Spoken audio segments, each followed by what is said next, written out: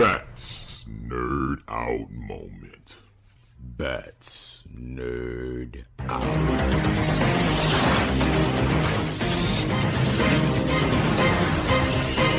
Bats Nerd Out Moment.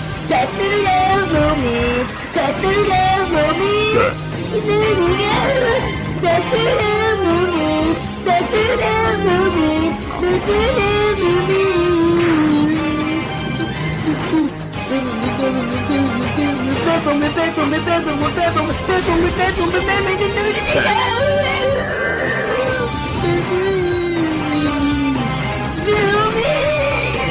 Now we can get into this proper. Yeah. Me? Yes, indeed. We proper? We can get in this thing proper. Yay. I want you to get your shit together. Appreciate you, brother. You know what I'm saying? So, let's get into this. So, what's going on, y'all? This is episode 39, SideB. Boom! The FlyWithBats podcast, one of the Marty and Marty superhero shop talk editions. You feel me? Like I said on SideA, we got more to get into, and you know, for people who could be listening to this and not know who the fuck I am, this is that acting guy, Martin Bats Bradford. You can find me on all your social media platforms at Mr. Bats. Spell it Mr. Outer, you ain't gonna find your boy. And once again, I'm here with my other Marty from the Your 30 podcast. What's your? Yeah, what's happening, folks? This is Marty from, you can find me on social media, Instagram, Twitter, and Snapchat at Marty Edwards 504. Also find me co-hosting Your 30 on lowrainpictures.com. You can also find us on Instagram, but check out the website, lowrainpictures.com.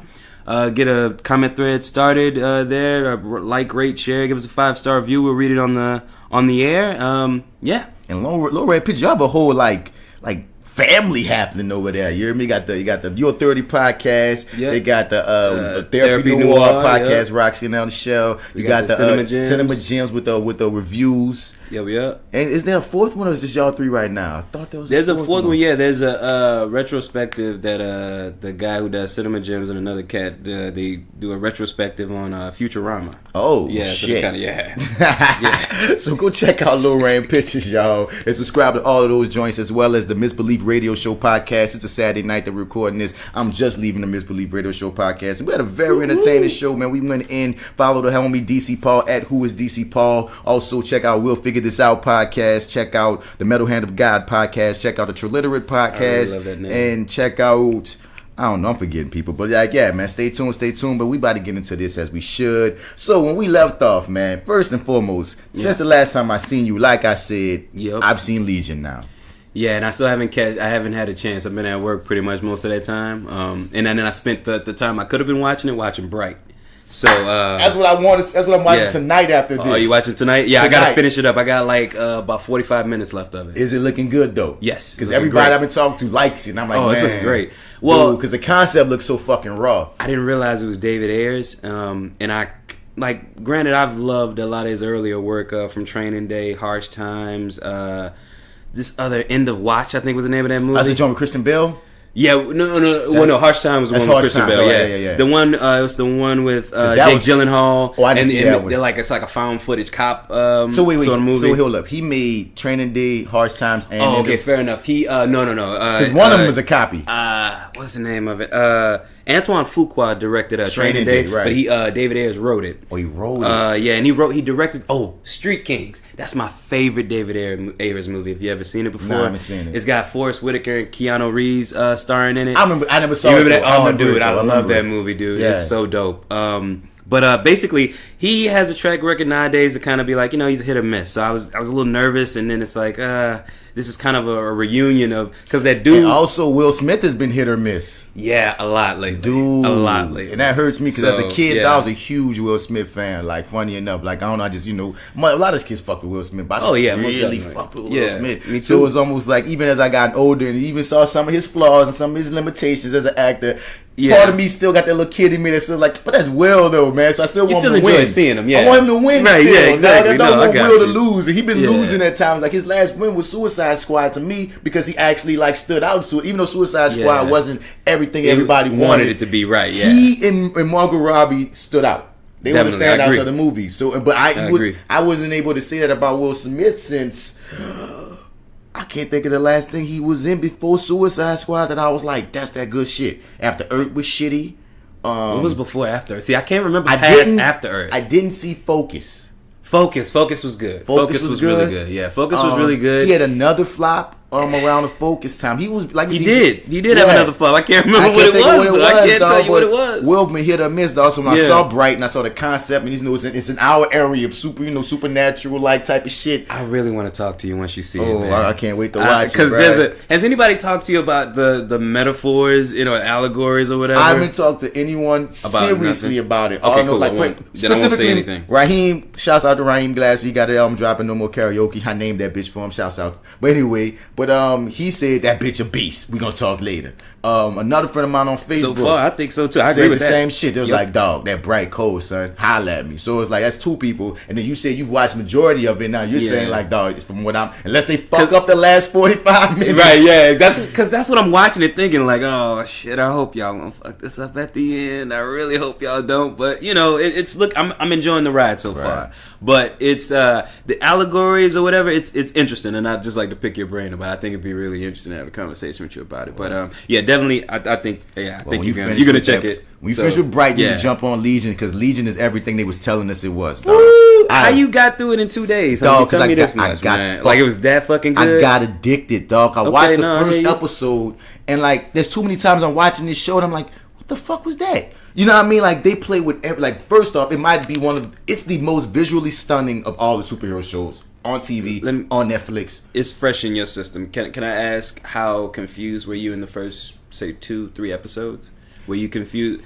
Because I heard that it starts off rather confusing, but at some point down the line, they explain everything to where you're caught up. Yeah, it's a mind fuck. But the thing is, I went in already knowing it was going to be a mind fuck. That's one thing people kept on saying, like, dog's a mind fuck. You feel me? Okay. Going with the comics, knowing, okay, it's Professor X's son, he got schizophrenia, and the way that they present that, you go in already like, okay, but the thing that keeps you involved is that it looks... is that a secret, like, when you first start the show? Or do you kind of... Like, because I'm walking in knowing it's about Xavier's son. Mm-hmm. Is it like, well... Did they treat it like a mystery, like we don't know who this kid is in the show? They treat it in the like, context of the show, they kind of start us off in the same place. Like, this is Xavier's son. They don't say nothing about him being no Xavier's son. Oh, really? Oh, fair enough. Okay, cool. Good to know. They don't start them. No. He's finding out. He's finding out everything about his life as we finding it out. And the thing is, when it starts, he just think he crazy. He don't even know he got powers.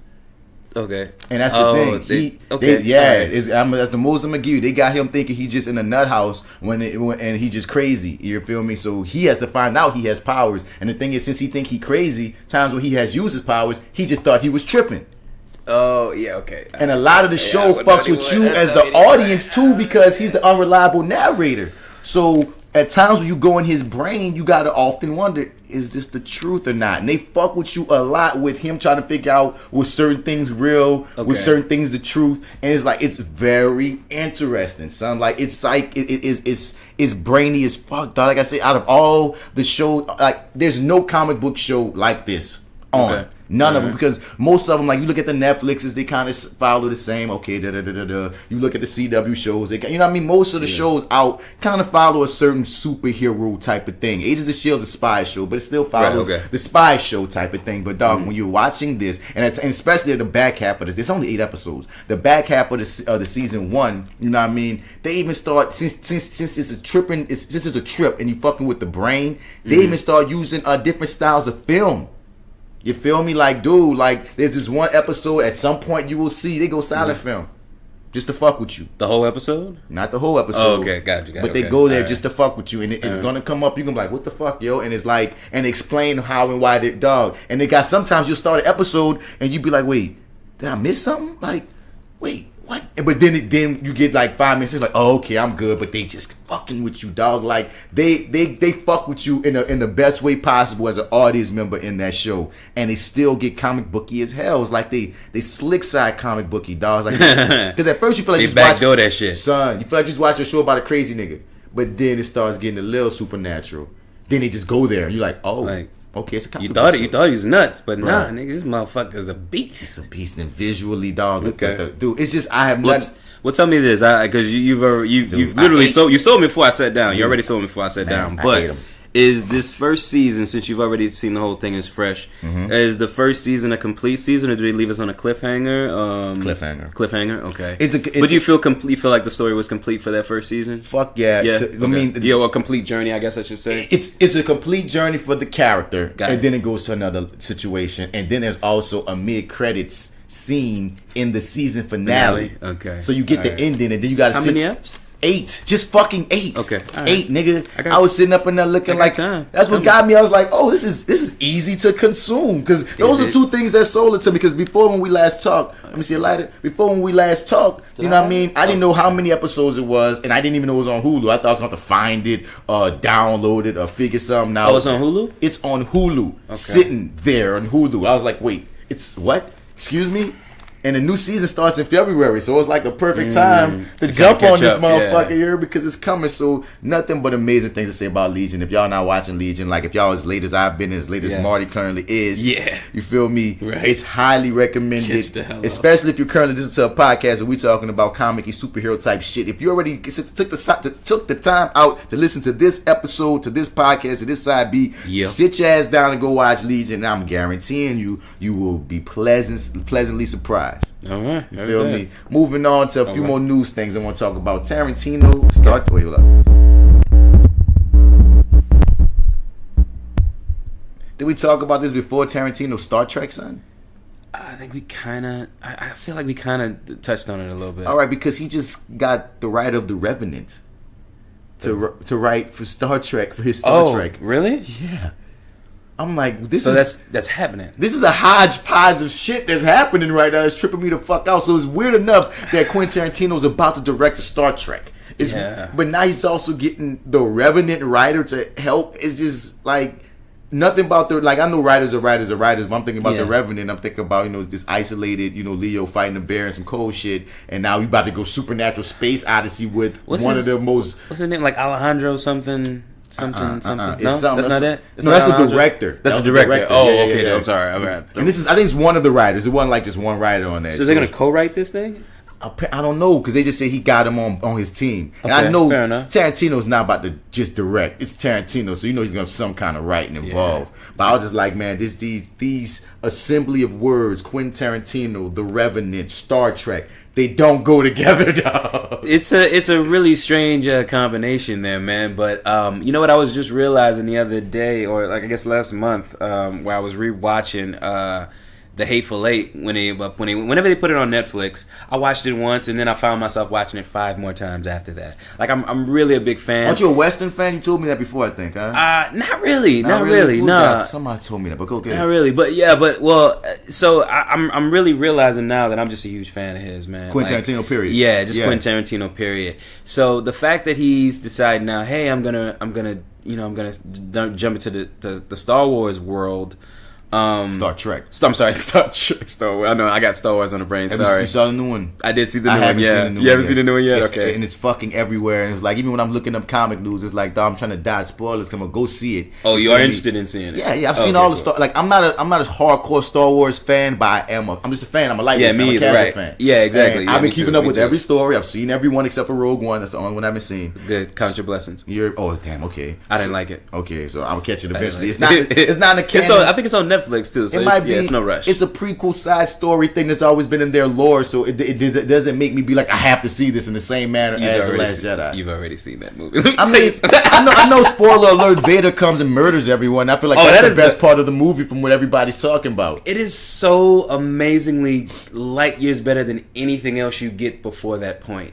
And it literally comes at the end. They say, because they always talk, but the main people who've been talking about that movie always say that, dude, they made Vader the scariest he's ever been on film, and those last 20 minutes of time, wherever he's there. So, the interesting thing about that movie is that it opened up the door that you could do a lot more sort of in the Star Wars world, where you could kind of just sort of be a little more ruthless and be a little bit more interested with your lightsaber battles and stuff like that. And man, that one scene there, I was just unaware that he could.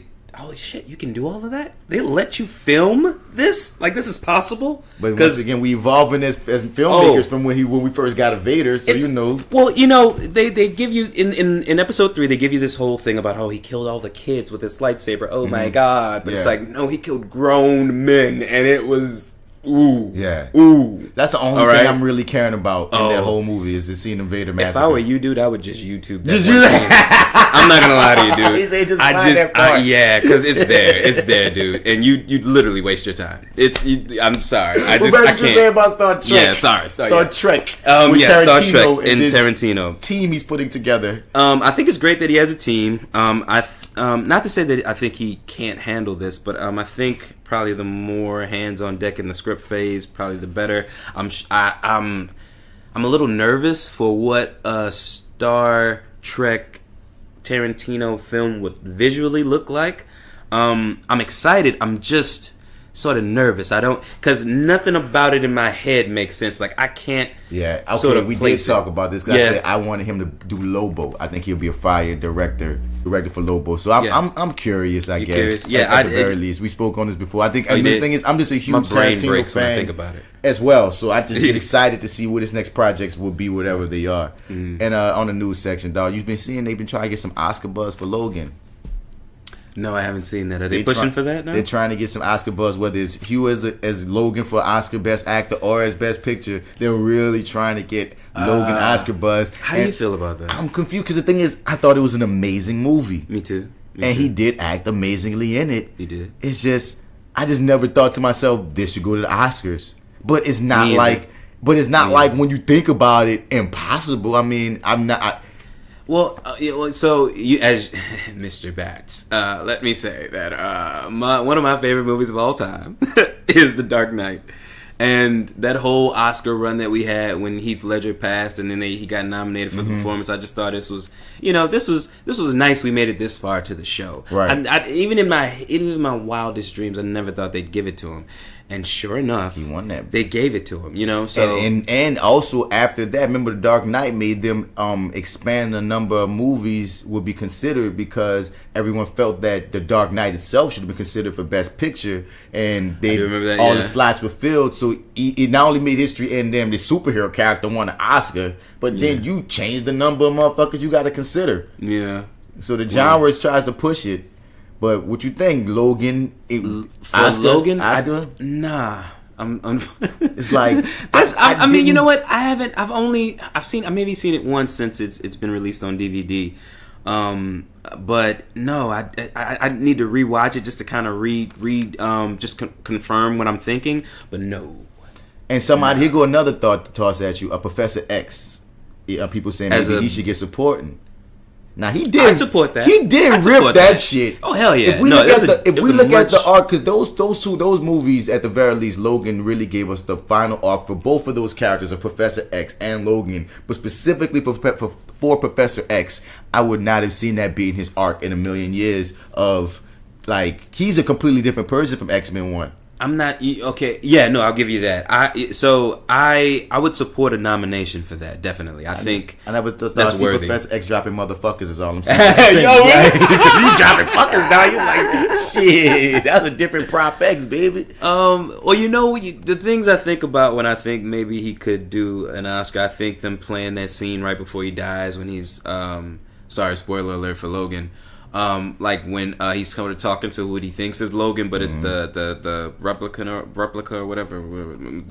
Was he like clone, Weapon 11 or something like that? Yeah. So he's having this whole little speech like, man, this is what life is, supposed to be like, and da da da da. I could see them playing that as his Oscar clip. You know what I mean? So it's like, yeah, I could definitely support a nomination, but I couldn't say for sure that. I mean, maybe it's just enough for a nomination, yeah. But I feel like I don't know enough of what's out there in terms of what he would be up against. Like, could he pull off a Heath Ledger or in that? And here go the other thing too that I wonder that we both share and many of us share. Do we have a comic book bias against seeing comic book movies in that light? A little bit, yeah. I think I do. Definitely what it is. I think I do for because, me, yeah, definitely. It's like I never would I thought it was preposterous when people kept on saying Logan for Oscar, and I'm like, why? It's just a comic book joint. I don't mean to play the medium that I love so much. Yeah. But it's just like, but then I started thinking hard, like, okay, if I'm looking at acting, Hugh Jackman killed that shit. When I look at Patrick Stewart, he murdered that shit. When I look at it as a movie, by the time it got to the end, my mouth dropped like, wow, that was a complete ass fucking movie. When I look at the lexicon of like just it as a film. It's hard to argue against when you put it like that. You know what I'm saying? But when you start thinking, because I never would have thought, like, really? Like, damn, because the thing is, same thing with Dark Knight, dog. Like, everybody was touched by Heath Ledger's performance, but I never thought in a million years he'd get an Oscar nomination for it. And then he, like you said, he won it. Yeah. So it's one of those things where it's like, I don't want to shortchange the medium, but is Logan on that level for me? And I don't know. I honestly don't know. I've seen it twice, and I loved it. But I guess I just think I got to give into the fact that I just feel I'm most likely to have a bias against seeing comic films in that prestige, as one could say, I guess. Well, you know, I have no, because when I look at it, I look at it in comparison. It's like, well, what are the movies that have won before? How did you feel about them? I'm like, well, if Avatar, you know what I'm saying, can win an Oscar, I feel like that opens up the door for a lot of other things to have the opportunity to win an Oscar. And I feel like if that movie can be nominated and be in the same categories as all these other movies, if that's considered an Oscar movie, then yeah, this has the potential to be accepted as an Oscar movie, I think, in my opinion, too. Right. It's still early. My mind is still evolving around this idea. So yeah, that bias, I'm constantly fighting against it, because otherwise, until you mentioned it all and put it all out in front of me like that, I'm like, I can't disagree with anything you just said. You've kind of laid everything out, and it's all positive. It's all makes sense. Why wouldn't I think, right? Yeah, you know, and it's like, other than it being the genre, yeah, that's the only thing. Other than the genre, else. I can't think anything else against it. And then also make me think about like how limiting these we often look at these categories, because we look at what your boy Jordan Peele going through with Get Out, where it's being labeled. And I understand how it can be labeled as a comedy if you put dark in front of it as a dark comedy. Dark comedies often are satire, often have deeper and more sinister things. So if you want to argue it from that perspective, I see you, but also, if you're just looking at it the fact of, nigga, no, you try to say some funny ha-ha shit, I understand where you could be coming from there, not wanting to be seen it as just some funny ha-ha shit. But this comedy always got to just be funny ha-ha shit.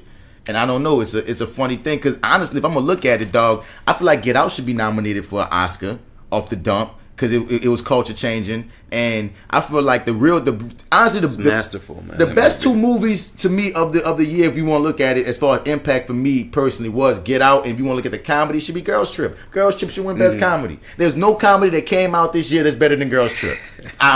Please. After seeing it, I kind of gotta agree with you.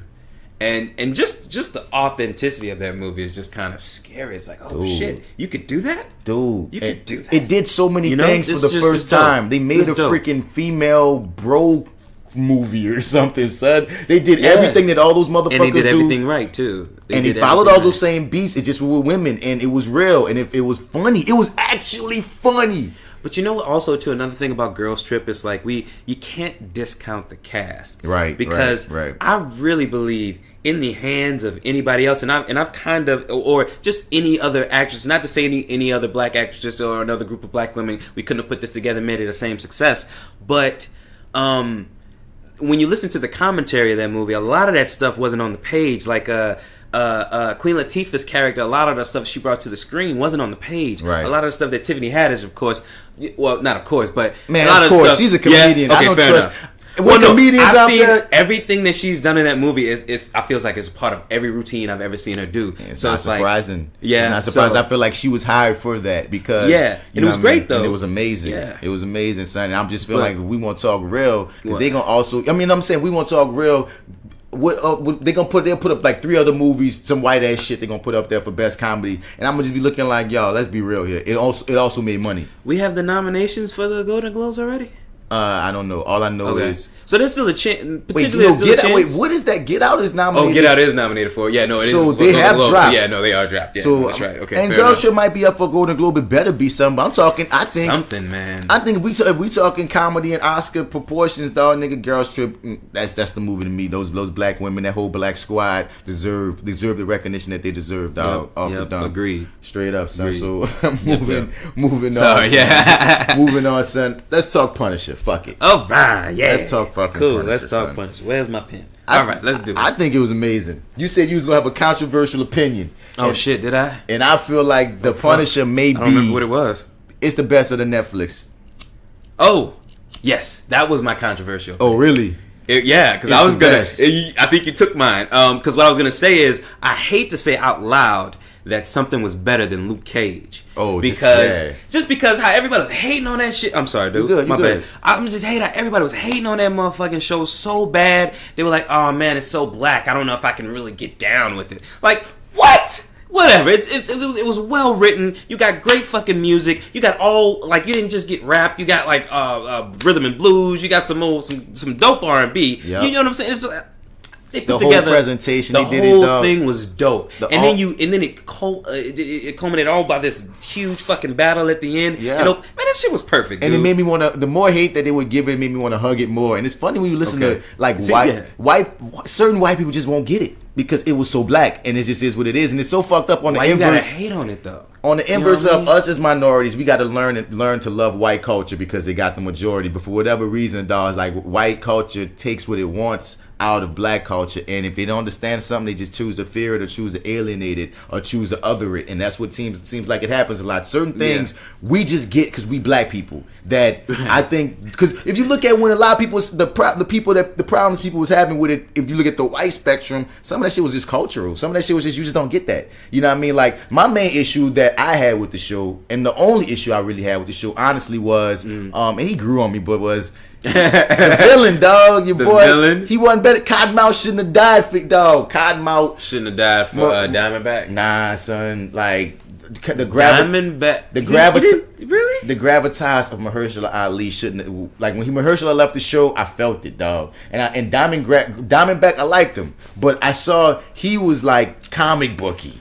He was super comic booky, son. And Cottonmouth or Diamondback? Diamondback was comic booky as fuck. And a part of me could love that, like, and then he was blaxploitation up. He was like, my brother, you are my brother. It was like, you blaxploitation ass nigga. Mahershala was just real.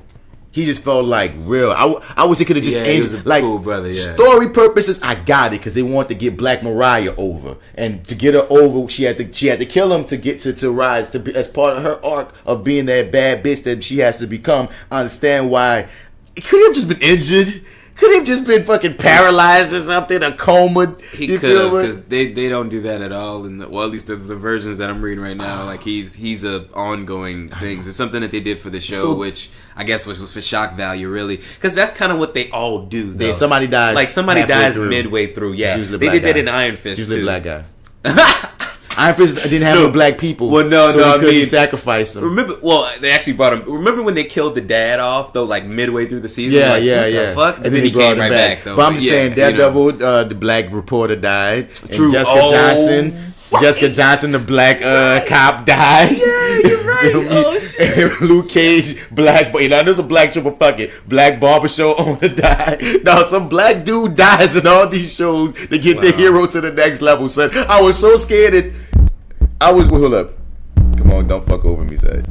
I was so scared and Punisher, dog. When the black dude on here got kidnapped, I was like, shit. Which one? Shit. The man with the peg leg, with the one leg. Oh, he's that motherfucker. Like he is a magnet. That motherfucker's always in peril. I think they did that purposely. I think they know that we see that all these black niggas usually die, so they just kept putting him in peril, dog. Anybody who's a friend of fucking Frank Castle is gonna you're gonna die. Like you don't live. An actual friend. Yeah. You know what I'm saying? Those people don't live. Nobody who's close to him who he cares about lives. So it's just like, oh, okay, well, he's gonna die at some point. He's just tragedy, dog. Yeah, and then he's the only one holding your fucking secret. You got the black guy, the black guy and holding he's your so secret. good and earnest. Come on, man. That's not gonna come back and bite him in the ass. Oh God, son, I was so happy that he lived. I was so happy that he lived. Me too. Because I was like, I was surprised because I knew when he was going through that shit. Like when he got captured by Billy, I was like, man, Billy gonna kill this man. Billy gonna motherfucking kill this man. So what he wants, because it don't make no sense because the show's so old for us to go episode by episode, son. So we could just dive into what. I gotta ask you since you brought it up. Was that just not some staged bullshit? Like, or I don't give a fuck, man. I feel like in real life, my man with the leg would have took old Billy out, man. Would have took him out in a real hand-to-hand combat. Just would have like choked him out of some shit. The way that shit kind of like it was just clumsy, dog. Was it me? You talking about when he fought Billy or when he fought? I'm sorry, not Billy. The Disturbed dude. The Disturbed dude. I forgot his name. I forgot his name too. I'm thinking Billy, but yeah, no, not Billy. Not the best. Not the third in the thing. Not Jigsaw. Yeah, right. Because Jigsaw, that was an interesting thing they did with his character. That was really dope. I didn't even realize it until we got to the very end, what was going on there with the name and everything, and it was the same character. But so when he's fighting the Disturbed guy, the POW, what are we calling him? Anyway, he. But like, look up his fucking name. They had this clumsy fight. Why? There's no way in hell I believe that this guy's gonna take this big black man out. But somehow, some way, they have him pull some clumsy ass. Oh, I'm gonna sweep my leg out from under him, and then I'm gonna take him and beat him with his own fucking leg. Which,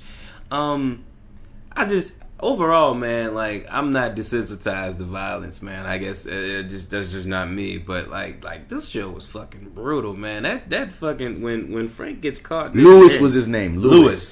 That's that motherfucker. I love that character. Did you? I really liked how they played that character, how the actor did that character, how they built it up. I thought he was dope. Yeah, because he was so disturbed, and I was never too sure what he was gonna fucking do. You know what I mean? Like, I was really drawn into the melancholy, the issue, because he really tried to do, like, he was off, but he, like, one of the best characters to watch are the ones that are struggling, you know what I mean, against their own destiny. You feel me? You see, like Lewis was trying not to be the crazy psycho motherfucker that you see. You psycho, son. Your boy been called. He was like, bro, that nigga off. Whether he realized or not, the nigga off, dog. He didn't want to be off. He was crying when he tried to when he almost killed his dad. He was like, you could see it. And then when he went out there with that fake ass veteran, and he was trying to even do right. Oh, I loved that. Granted, I love the way that shit played out. It was kind of brutal, but oh man, how dare you? Yeah. How dare his ass pretend to be a real vet that been through some shit? Oh, but that scene when he's talking to the cop, he fucking walks away. That pussy ass move. You should have known that. And Lewis was doing everything right. He was really trying to do it the normal way, but he couldn't be normal. And that's so many veterans right now that, like, dog. So they showed the different levels of veterans, dog. Like Punisher, we gonna get to Frank, of course. Yeah. Frank is one version of the motherfucker that's been disturbed and whatever, that's been traumatized, has been need help. Right. We got the black dude who's pretty much well adjusted, but he even admit, like, later on, they're like, look, bro, I'm doing this for y'all, but y'all be helping me out because I'm losing my fucking damn self. We got Billy who just hide behind everything because he's just a freaking sociopath, so he just tried to take the money to just bury himself under. We got Lewis who's just really off fucking kilter, son. And when that bone broke, dog, and when he killed your boy, and then he even want to really kill the black dude. And that was such a powerful scene when Frank came to save him. But back to the fight that you was talking about. Right. I do not believe that Lewis could take that big black dude, dog. But they tried. Okay, cool. But they sold it like hell to make me go like, well, son, the only way possible would be that. To take his leg out. What other way could Lewis have beaten him? Got him down. It just felt like real clumsy. It's like you notice little dude is going for your leg. No, it had to be, son. I bet the fact of the matter of that the black dude knew that he could take Lewis any day of the week. He got cocky. And the only way Lewis could win that is on some fuck shit. Like in real life, dog, sometimes fuck shit happens, clumsiness happens, dog. So I think they purposely made that clumsy. Because the only way that he can get an upper on that dude is some clumsy shit. I'm like, yo, hey, Viper, that's how you take out the fucking mountain, okay? Son, I mean, that's how you fucking do it. And Curtis Hall is the black character's name. Good, and but hey, I'm gonna say this. There's a metaphor I'm always remember, dog. Like my partner Thomas, dog, used to have a pet snake, and the snake was cool as fuck, son. Like it was just cool. Like I like snakes. I learned that I like snakes when he had the pet snake. And every Saturday morning, like because you only feed the snake officially like one time a week, so you have to get an actual mouse and feed the snake the mouse like every fucking week. And so I'd be like, so at first it's kind of weird because it's like anaconda, dog. Snakes eat their food by like wrapping them bitches around and swallowing them bitches whole and shit. That shit be weird, crazy shit. So he's like, damn, we're watching nature go down. We just get high and watch some crazy shit go down. Right. One day, son, this weird ass, crazed ass motherfucking mouse he was a little different, dog. Like something was different about this motherfucking mouse, dog. He was an exceptional mouse. Son, that snake went at that mouse and that mouse gouged that snake eyes out. Whoa, what? The mouse won, son. Get the fuck out of here. The mouse won. You serious? And who would have thought? Dog, we watched this snake for weeks eat a mouse every week. That's kind of and just one random mouse. You kind of fucked my evening up with that, dog.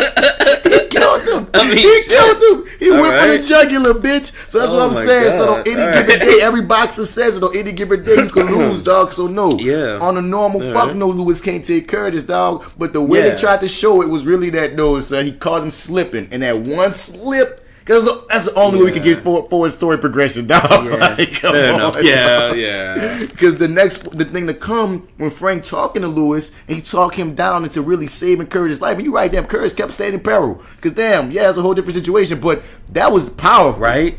Yeah, That was but it's intense. Like, that's the cost of being like Frank Castle's friend. But the fact that he made it out of it was just like that. Like the minute he was the one he went to see in that first episode, I was like, oh man, well, Yeah, all right, it's just a countdown to when you gonna die. When you gonna black die, man. son, dude. And The Iron Fist is the only my motherfucker surprise. that didn't have a black nigga be some catalyst in his fucking situation. I'm trying to think who was. But they wanted him to have a black friend so bad. They were just like, we can't do it because We've it's been gonna be doing it. Iron. It's gonna be Luke Cage, so we can't do it. Too Right, early. right. It's got to be him. He's so right. we gotta And I see, wait. so that's by DC look. So whatever, man. So as we get it, like I said, Lewis was an amazing character. But like, we're gonna get to Frank later then. Okay, so Okay. All right, who you who wanna else go to stood out? next? I was in love with Madani just looking at her. Oh my I couldn't God. take my eyes off Let's of talk- fucking let's Madani, talk- dog. Let's talk for real. I hated her. I love looking at her, son. She's gorgeous. They had nothing But to she's do. awful. They had nothing to She do is for her. awful. I don't No. think she was awful. She is awful. I don't think she Oh was my awful. God, she is so terrible. She might have been miscast a bit, but I maybe. think they didn't have nothing really real to do. She didn't get No, interesting to I me mean, until granted, that chicken scene. Okay, so remember we were talking earlier about stuff being on the page and what an actor I guess can bring to the role, and it's like it feels like for her there wasn't a lot on the page, but also She didn't nothing. really bring enough there to kind of be like compensate for that. You know what I'm saying? It's like had they written something a little bit better for her, then I think it might have played a little bit better for me. But it was just one of those scenarios where nobody really was focused on that in her character or in her aspect of the whole overall show. Like nobody really was kind of. I don't feel like they were really maybe focused on that sort of thing, because there's a lot of times where she's just there. She's just there and telling you shit. But here's the thing too: you can tell that they wanted so badly for her to be like this, in today's climate, a positive role model for women.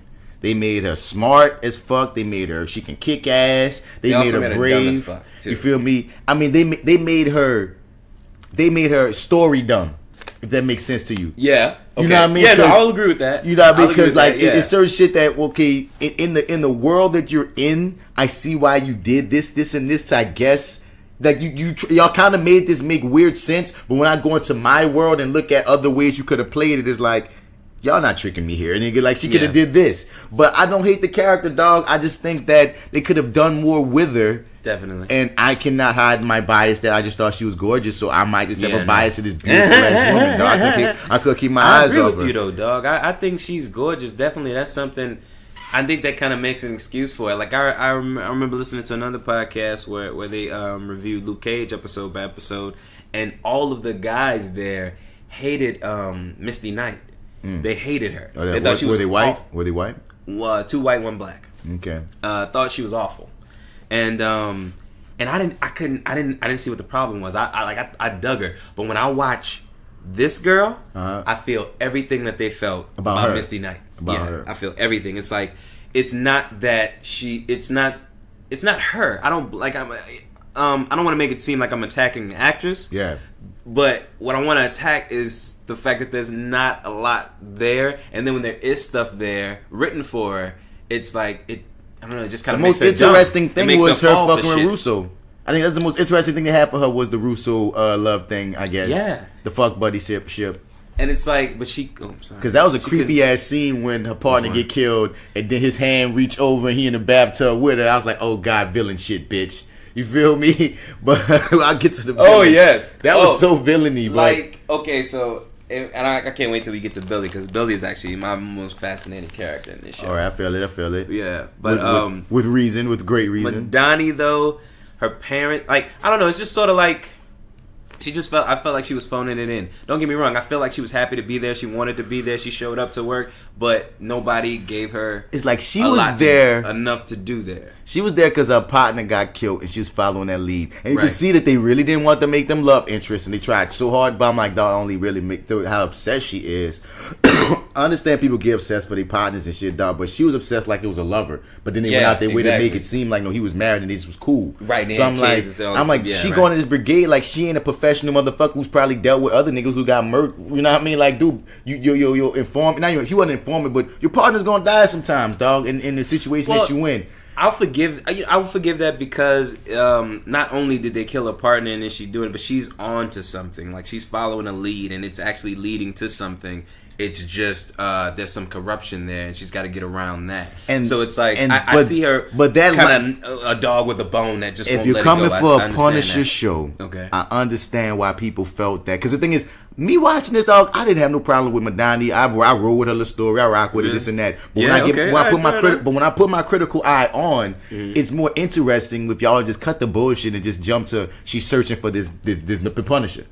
You know what I mean? From the dump, like. You just have her be like no more like some shit went down. I mean, she knows the motherfucker alive. She going for the Punisher. That's what she want. Because when you got more pressure on the main character, like from the dump, it adds more to it. You feel me? Like, because Frank eventually got under the fire and shit, but it was like, it was outward way of, they had her chasing Frank, but they was really chasing the fandom of Frank because they want her to bust this bigger thing. And the thing is, I liked it all, but understand how, if they don't write it a specific way, how her character can get muddied because she's really finding out, it's all this exposition. She's doing the boring work. Yeah. She's doing all the boring work. Yeah. And if you don't have an interesting person. The thankless job of the show. Yeah. Right. If you don't have a very interesting character doing that, because that's the thing too. My other favorite character, Micro, had to do some boring work, but that actor is so good to me. I fuck with Micro, dog. I love Micro. But like, yeah, Micro's dope, but yeah. When he gave you exposition, he was so interesting, and the stakes were so set in such a way that you gave more of a fuck. That was an actor who knows? I don't know who's written. I'm so sorry. Now the mic, we still good on the mic, but I'm saying like, what stakes did she have for us to truly care about? I mean, when I started rocking with her was when her partner died, but that gave her stakes and that gave her more reason because we didn't know that nigga, that random motherfucker that Frank shot in the face. We saw this development of your relationship with your partner, so we get, and it was so much fucking interesting because it's a nigga that you fucking. So that made us care more about what's going on with you, baby. Like the nigga that you fucking is like killed your partner, and you really on to something here. Like, but that's when she, like you said, that's the peak of what made her interesting was when that happened. But how many episodes in was that? Did we get to that? We were like maybe 7 or 8 in at that point. You know what I mean? And once we again, were in the latter parts I was a fan on my first viewing of everything. I just love the show. But I can see this is the easiest bingeable. This is easily the easiest bingeable show. This is the bingiest. Let's give it a word. Right, it's the bingiest show. Yeah, because every episode makes you want to go to the next one. It's hard to. I mean, imagine having to go to work and you want to click on that next episode, but it's like, oh no, I can't. I really got to go. I really gotta go. Yes. You know what I'm saying? And Daredevil season 1 and Jessica Jones season 1 are amazing to me. I think Jessica Jones is a triumph. Like generally, I gotta go back and rewatch that first season. I forgot you said you wasn't that into Jessica Jones. I loved it. Yeah, I thought that first season was a little boring, man. But it's like, watching her in The Defenders just sort of changed my whole perception of her. Like, I'm looking forward to this third season that they got. Second season. The hilarious thing about each one of these shows is they play to their demographic. White women love Jessica Jones. White men love Daredevil. Black people love Luke Cage. Awkward white boys love Iron Fist. You see this? Do they? Dude, Iron Fist has a fan base. Wait the fucking minute. Have you met any of these people in person? That's what I'm saying. It's these internet fanboy. They don't exist. They exist, dog. They write the fucking show. They be trying. I'm just saying, dog. These Iron Fist apologists trip my head out when they be saying, "I like Iron Fist," and I'm like, "Nigga, you're fucking dumb." For real? Did you not listen to when we reviewed that motherfucker? No, dude. I hate that show. I'm only kidding though. If anybody I know really like the show. But let's move on to Micro, dog. I love Micro, dog. I love that character, the whole set, the interesting dynamic they played with him, Frank, and his wife. That was just so that was kind of scary. Oh, that was tense. Like Frank, dude, you keep fixing shit. she's gonna fuck you. She's man. gonna want to fuck you. She's gonna fuck you, Frank. Yeah. You're just gonna turn around and put that wrench down, and she's gonna be there butt ass naked, and you're gonna have to fuck her in front of her husband. Because you know, and that's just what you gonna do, Frank. You know her husband Frank? is alive, but she doesn't. And she has not fucked with no man since he's died. And you're the first one come doing manly ass shit. You being there for her kids. You fixing shit. You got it. I liked her character too, son. Her character felt natural. Let's talk about the kids, dude. How did you? Oh, I'm sorry. No, we're talking. Let's stay on Michael for a second, but we're going to talk about Michael's family right now. Fuck it. You know what I mean? So we can get to the kids, dog. Because there's that whole little. When that boy punched that girl, though, I was fucked up. Oh, I was like, this show too real. No, dude, yeah. He punched her in the face. That is wrong. He punched her in the face. No, you need to be spoken to sternly. No, I want and then they had that whole moment. But then, he hits her and. Like, doesn't she go down? She goes down. That's what I thought. Yeah, like she went down like a sack of bricks. He knocked her out. That was like... okay, so it's kids. It's like, it's brother and sister. I can't think of the last time I seen a brother knock his sister out on television. Exactly. But not to make it okay. Theo, did you ever punch Vanessa? Did you ever punch Vanessa? I can't remember it, bro. Oh, shit. But, nah, man, it was really what's the word? It shocked me. Yeah, no, it sort of shocked me, man. To watch it, it's another word I wanted to use, but it's escaping me. But anyway, that next moment that they have where, his dad is viewed as a traitor, and we got this kid going through all this shit at school, and he's sort of taking it out on the sister and the mom and nerds. And remember, he's a bully. He's a bully? And they established he a bully. He stole some kid's skateboard. The sister was saying he'd been beating kids up. You know what I mean? But I love that he was bad. I love that he was bad too, but it was like, that real moment where your boss like, I will fuck you up, little kid. And he's like, go ahead and fucking do it, man. Go ahead and fucking do it. I don't care, man. That fuck Frank up. I was just like, Frank was like, oh shit, I'm so sorry. Right, Frank, though, when you fuck up the Punisher. I know, you know what I mean? The Punisher, because you said this earlier, this is absolute truth. It's one of the most brutal shows on, period. It's brutal as fuck. Especially that opening sequence in the first episode when Frank is finishing off what he started in Daredevil Season 2 by murking all the rest of these gangs and shit. Frank is taking it to motherfuckers, dog. You know what I mean? Then when he saved your boy that wanted to be his friend too bad life, nigga, he's taking it to motherfuckers. So when I come up, my grandmother made me a sandwich. Nigga, go away, dog. Fuck you. Frank don't want to talk. Puss ass. You stink of pussy. Get just type of nigga drop his wallet. Nigga, fuck you, dog. You should have died. But anyway, dog. It was. Yeah, I know. I felt kind of sorry for him at the end, man. I felt sorry for him, son, but he got himself wrapped up in that shit. I'm just like, is this really like you dumb motherfucker, man? Like you want to be accepted so fucking bad, and that's all he wanted was acceptance, and that was just trippy wanted too. a friend, dude. He that's just wanted all a friend. He wanted. And Frank just needed a friend, but didn't want a friend, and I guess that was the cipher for what was coming next for Frank with Micro. But back to Michael's family on the shit, like dog, like I think that fucked Frank up. Like when that kid was like, "Just kill me" and shit, dog. Because that definitely shook him, dog. Because they lost their dad in the worst way, dog. And that whole setup like was just crazy, dog. Like because in the comics, Michael is a little fat nigga, and he ain't got no family. He ain't that sympathetic to that degree, and they really made him a very sympathetic character. And I like this term. And his relationship with Frank was the soul of the fucking show. I love seeing their scenes. Their scenes were all because you just never knew. Like they had perfect chemistry, dude. Their chemistry, son. You never knew if they was like if you watched them become strangers, like enemies to frenemies to brothers, like for real, because they became down for each other. Frank became part of the family, even though he just couldn't handle that. And it just was like, it was beautiful how they spun it. It was just everything in work, dog. Not even like the dynamic of Michael's kids look just like Frank's kids.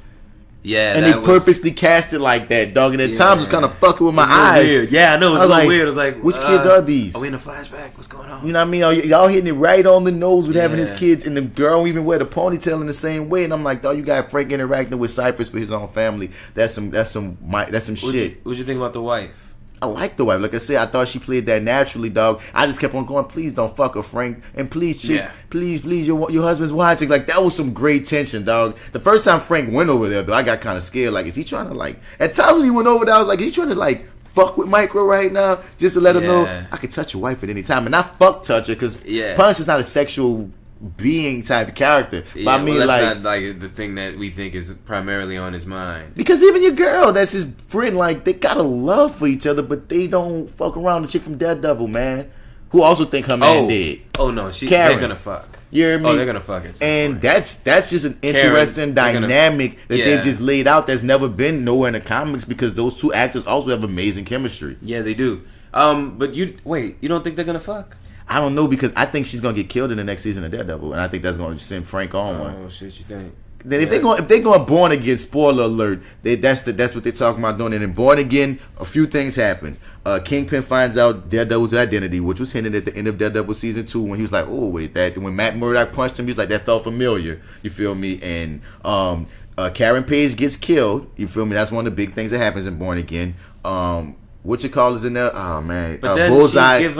Karen Page gives up Daredevil's identity to right, Kingpin, and they're not gonna go that route. If they go that route, it's gonna be in a different manner, because in the comic books they made it like for a while. Karen Page went on her own kick and she got addicted to drugs and shit. Yeah, she goes like to Mexico or some shit. They went left like as fuck with that character. They're not about to go that left in the TV show. But I think Kingpin's gonna put it together on his own. They might find a unique way to involve Karen in that without her being necessarily spilling it in that mate. Well, he might torture her ass. I don't fucking know. But all I know is I don't see that character making it past the next season of Daredevil. That's gonna be one of the tragedies I think befalls that character in Daredevil, and I think that's a unique thing to wonder, because that's gonna affect a bunch of people, and seeing how her death affects Punisher is gonna be very interesting if they kill her off. But I like their relationship with each other. I like, they made her the Rosario Dawson in this manner, because she connected the universes. There's no Rosario this time. It's like, there's no way. Surprisingly, I was kind of hoping to see her, to be honest with you. Because how fucked up Frank be getting, he needed nurses. Yeah, you feel me? I know, right? He gets fucked. She would have a lot of fucking work to do. But that motherfucker's like, you know what? I'll give him credit, man. Like that whole, just like every step of the way, like Frank's getting his ass like handed to him.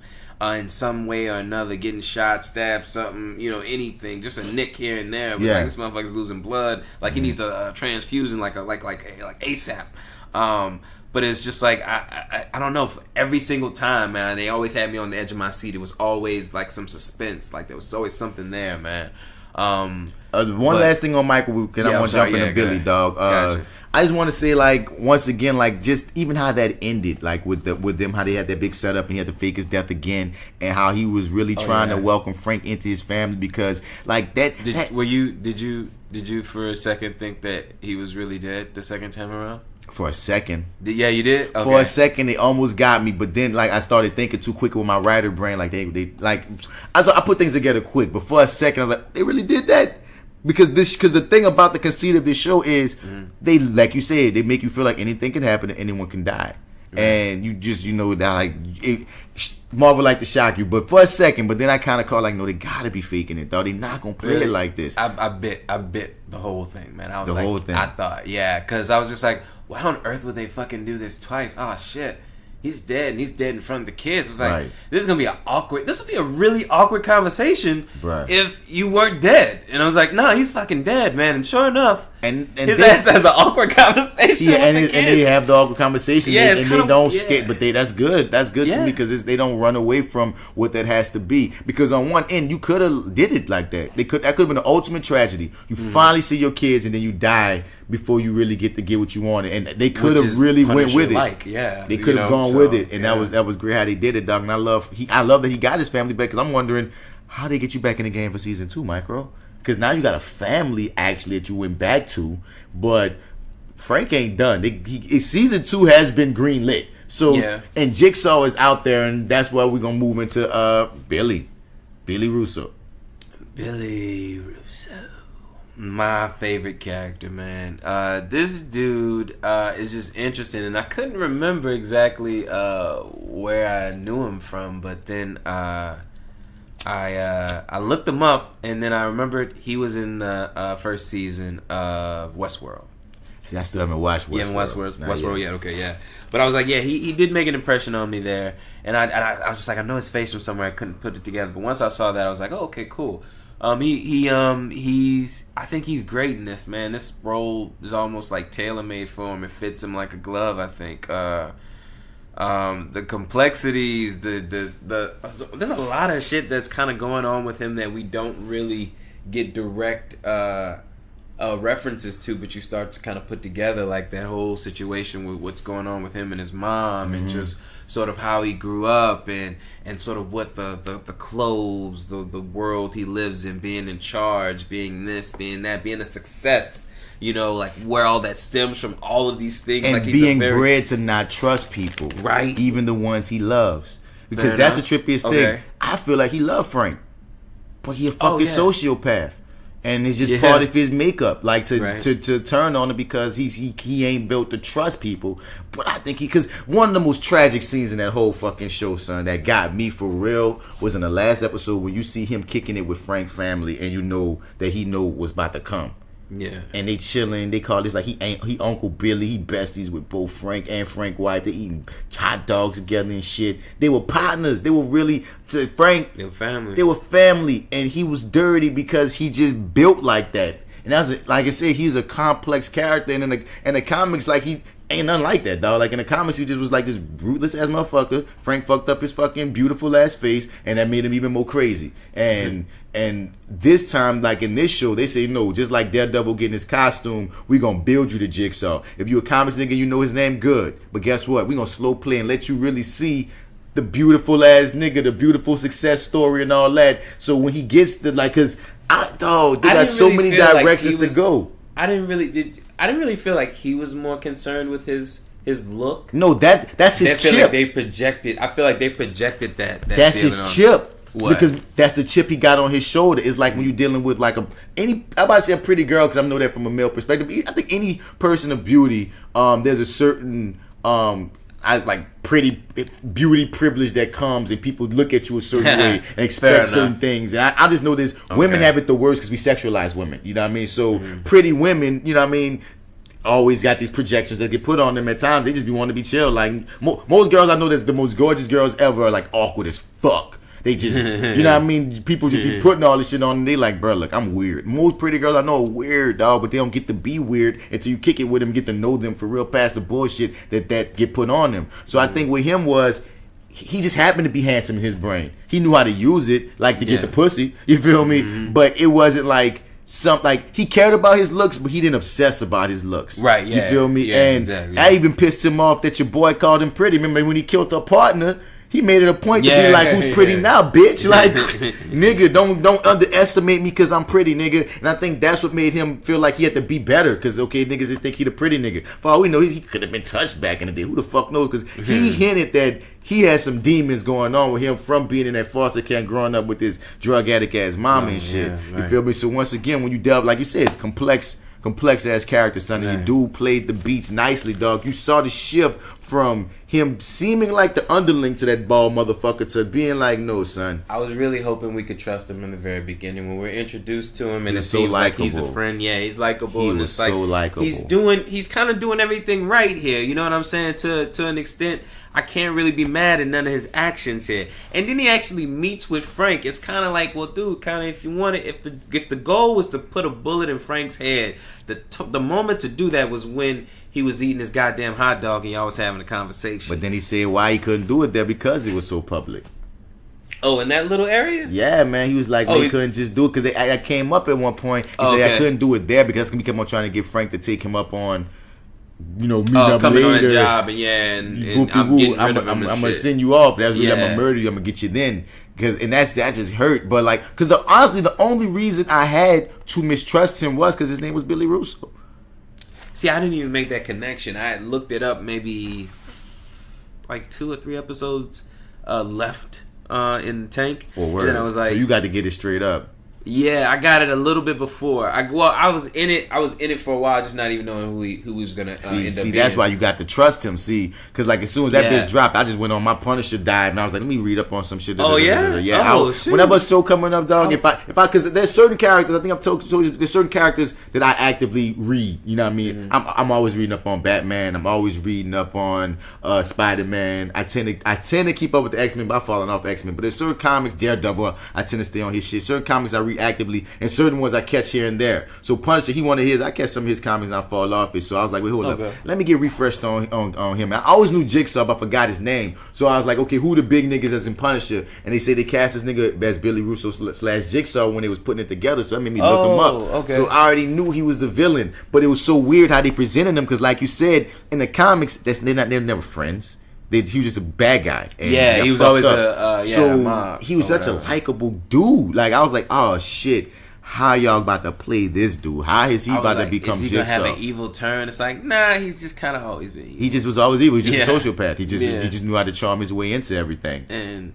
And that was the hard part, man. It was just like, damn, man, I was really hoping we could trust you, but it's not. Now you got to die. And it was brutal as fuck when he got that jigsawing.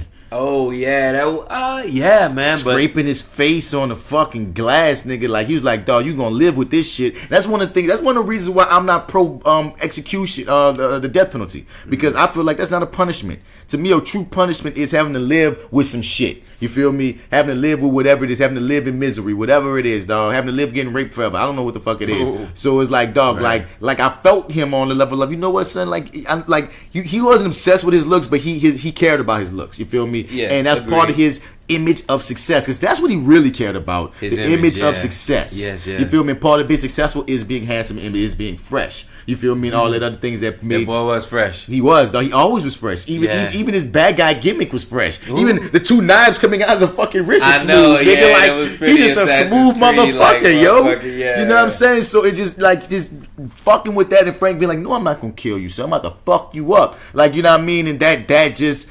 It was comic booky and it was beautiful, dog, because everything was tense. Yeah. I love the fact that he was not aiming to. He said it himself. I keep my word. So when he had nigga in peril, that's what we might call Curtis. When he had nigga in peril, I was like, bruh, that was such a cool character moment that he didn't kill him. He said he wasn't, and he didn't.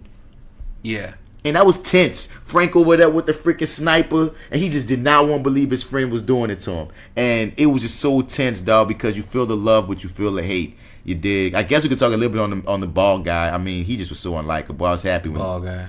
The nigga that was Agent Orange or whatever. The nigga pulling the script. The one got fucked up. Yeah, he's actually in the comics as a one-eyed cat. So that was a nod. Like he got a patch over his eye, and he's a fucked up nigga. Kind of like he an ex-CIA nigga in the comics. On there, he was like a corrupted ass nigga in the government, so they kind of stuck to it for the most part. I thought he played a pretty good villain. I think he was gonna die. When he did, especially. You didn't think he was gonna die? Not when he did. Like, honestly, I shouldn't be surprised because they kill people in these Netflix shows. But the mere fact that when I see a comic character, I just think they're gonna live some kind of way to fight another day, even though.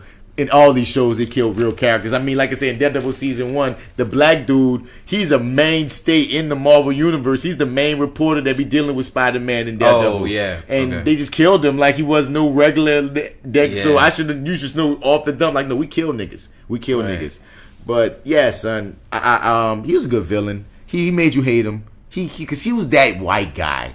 He's the white privileged white guy that's getting by off his connections and his bullshit. He ain't even working for real. He got other people doing his dirty work. He's the man, if in all accounts of the word, and he wants to pass the blame and the buck. You feel me? I like when that white woman put him in his place. That chick, the lady that was really had power over him. He wanted to get up under her and shit. Forgot her name, but I was glad that she was a real motherfucker. But fuck him. I just hated him. I just really didn't like that dude, dog. Like. Yeah, he worked for me as a decent villain. I wanted to see him get his the most. So like when they were like, Frank went through all this just so he could be there to like take him out. He wanted a fighting chance to do it himself and all this shit. And I was like, but that to him to have to get to that next point to have to do it, man, or like the shit he had to go through to, get his shots in was just damn. Such a bitch though, so he knew he couldn't take Frank straight up, so he had to he one of them cats. He turned it on. He liked to torture people, but he can't fight. Like, what type of shit is that, dog? And it was so intense. What I was gonna say, what I was gonna say before, when you were like, you didn't know they were gonna kill him. What I thought was there's one episode left, and they've been pacing this shit perfectly. Right. So by the end of it, I think Billy's gonna be the last foil. He had to be. He's Jigsaw. So like at the end of it, I was kind of like, well, either Frank's gonna die, which is not gonna happen. At all. You know, we're hoping it's not gonna happen. I was like, maybe they're gonna do some bullshit. I don't know, but I'm like, either you're gonna die though, sir, right, or you're gonna kill him, right. One or the other. He had to die story purposes, you know, dog. It's just it was so brutal because that was tense as fuck when Frank took that shot and that was bulletproof glass. And I'm like, Frank, why are you surprised that this is bulletproof glass? Like when Frank had that sniper shot on him and it just hit and he just looking like, yeah, bitch, you tried me. But that shit was dope. It was dope, but once again, when I look back with my critical eyes, like if you knew that that's a safe house for government motherfuckers, it shouldn't be surprising that the glass, if it has so much glass surrounding it, is bulletproof. Right. Honestly, I thought that Frank had some special rounds, like he knew, like that you know what I mean? But it wasn't nothing. Bulletproof glass breaking rounds. Nigga, we in the comic books, bro. Micro found some shit, dog. And they just gonna burn, and it was like, no. I hear that. The alarms went off. Frank just magically got out of there some kind of goddamn way. You know what I mean? Let's get into Frank, son. Yeah, let's talk about John Bernthal. This is a role he was meant to play, born to play. Everybody gives him nothing but accolades, and I got to pour the accolades. Dog, he make that grunt so real, son. It's guttural, dog. It's animalistic, son. And it's like, because the Punisher is a hard character to adapt because, you know, he a motherfucker killing motherfuckers because most of his movies flop. You feel me? And I like all the movies, honestly, but they often flop. I've enjoyed them to some extent. I like the Dolph Lundgren one. I like the Thomas Jane one. That's the only one I'm not really familiar with, the Dolph Lundgren. That's the old school one. I didn't see Warzone, but people often say Warzone was good. There were good things about Warzone. There were real good things about Warzone, but it kind of lost its shit at the end. Punisher fans love Warzone. Yeah, I've never seen it. Yeah, it's decent. It's decent. They do some really dope shit at the beginning of it too. So it's a good ride. I stand by comic book films need to be on TV. Comic book properties are better if you serialize them on television than movie form. Like movies are great. I love the movies or whatnot. I love the adaptations, dog. But there's just the nuance that you get story to story, book to book. And like when we was watching it coming up, dog, the shit that got us hooked was like X-Men animated series, Spider-Man, Batman animated series. Like these, we got to see we got to see episodes and build, and it was just beautiful how they did it. I often wish that they could have the television world build up to big movies instead of having these movies just tell the television world you can't use certain characters. It's like, motherfucker, either let them exist in two different planes or like work together, dog, because I still get mad that we can't get Batman in the Arrowverse and there's certain characters that can never make it onto the Marvelverse on TV. Like, even on the Netflix, nigga, I would love to see Daredevil and Spider-Man interact. Niggas, they do in the comics, but we're never going to see that. We're never going to see anybody in the Netflix series be on Avengers, even though, nigga, Luke Cage is an Avenger, nigga. You feel me? So it's a trip that they like to keep these properties so different. I'm like, dog, right now y'all talk about multiverses and everything else, dog. People can understand, like, if you cross-pollinated the properties. But people on the can John, follow it, yeah. Come on, son. People can follow it. Back to John Bernthal and the Punisher, son. He's great. He's great. The role he was born to play. My man, let me see. Let me try to go through my my highlights of everything.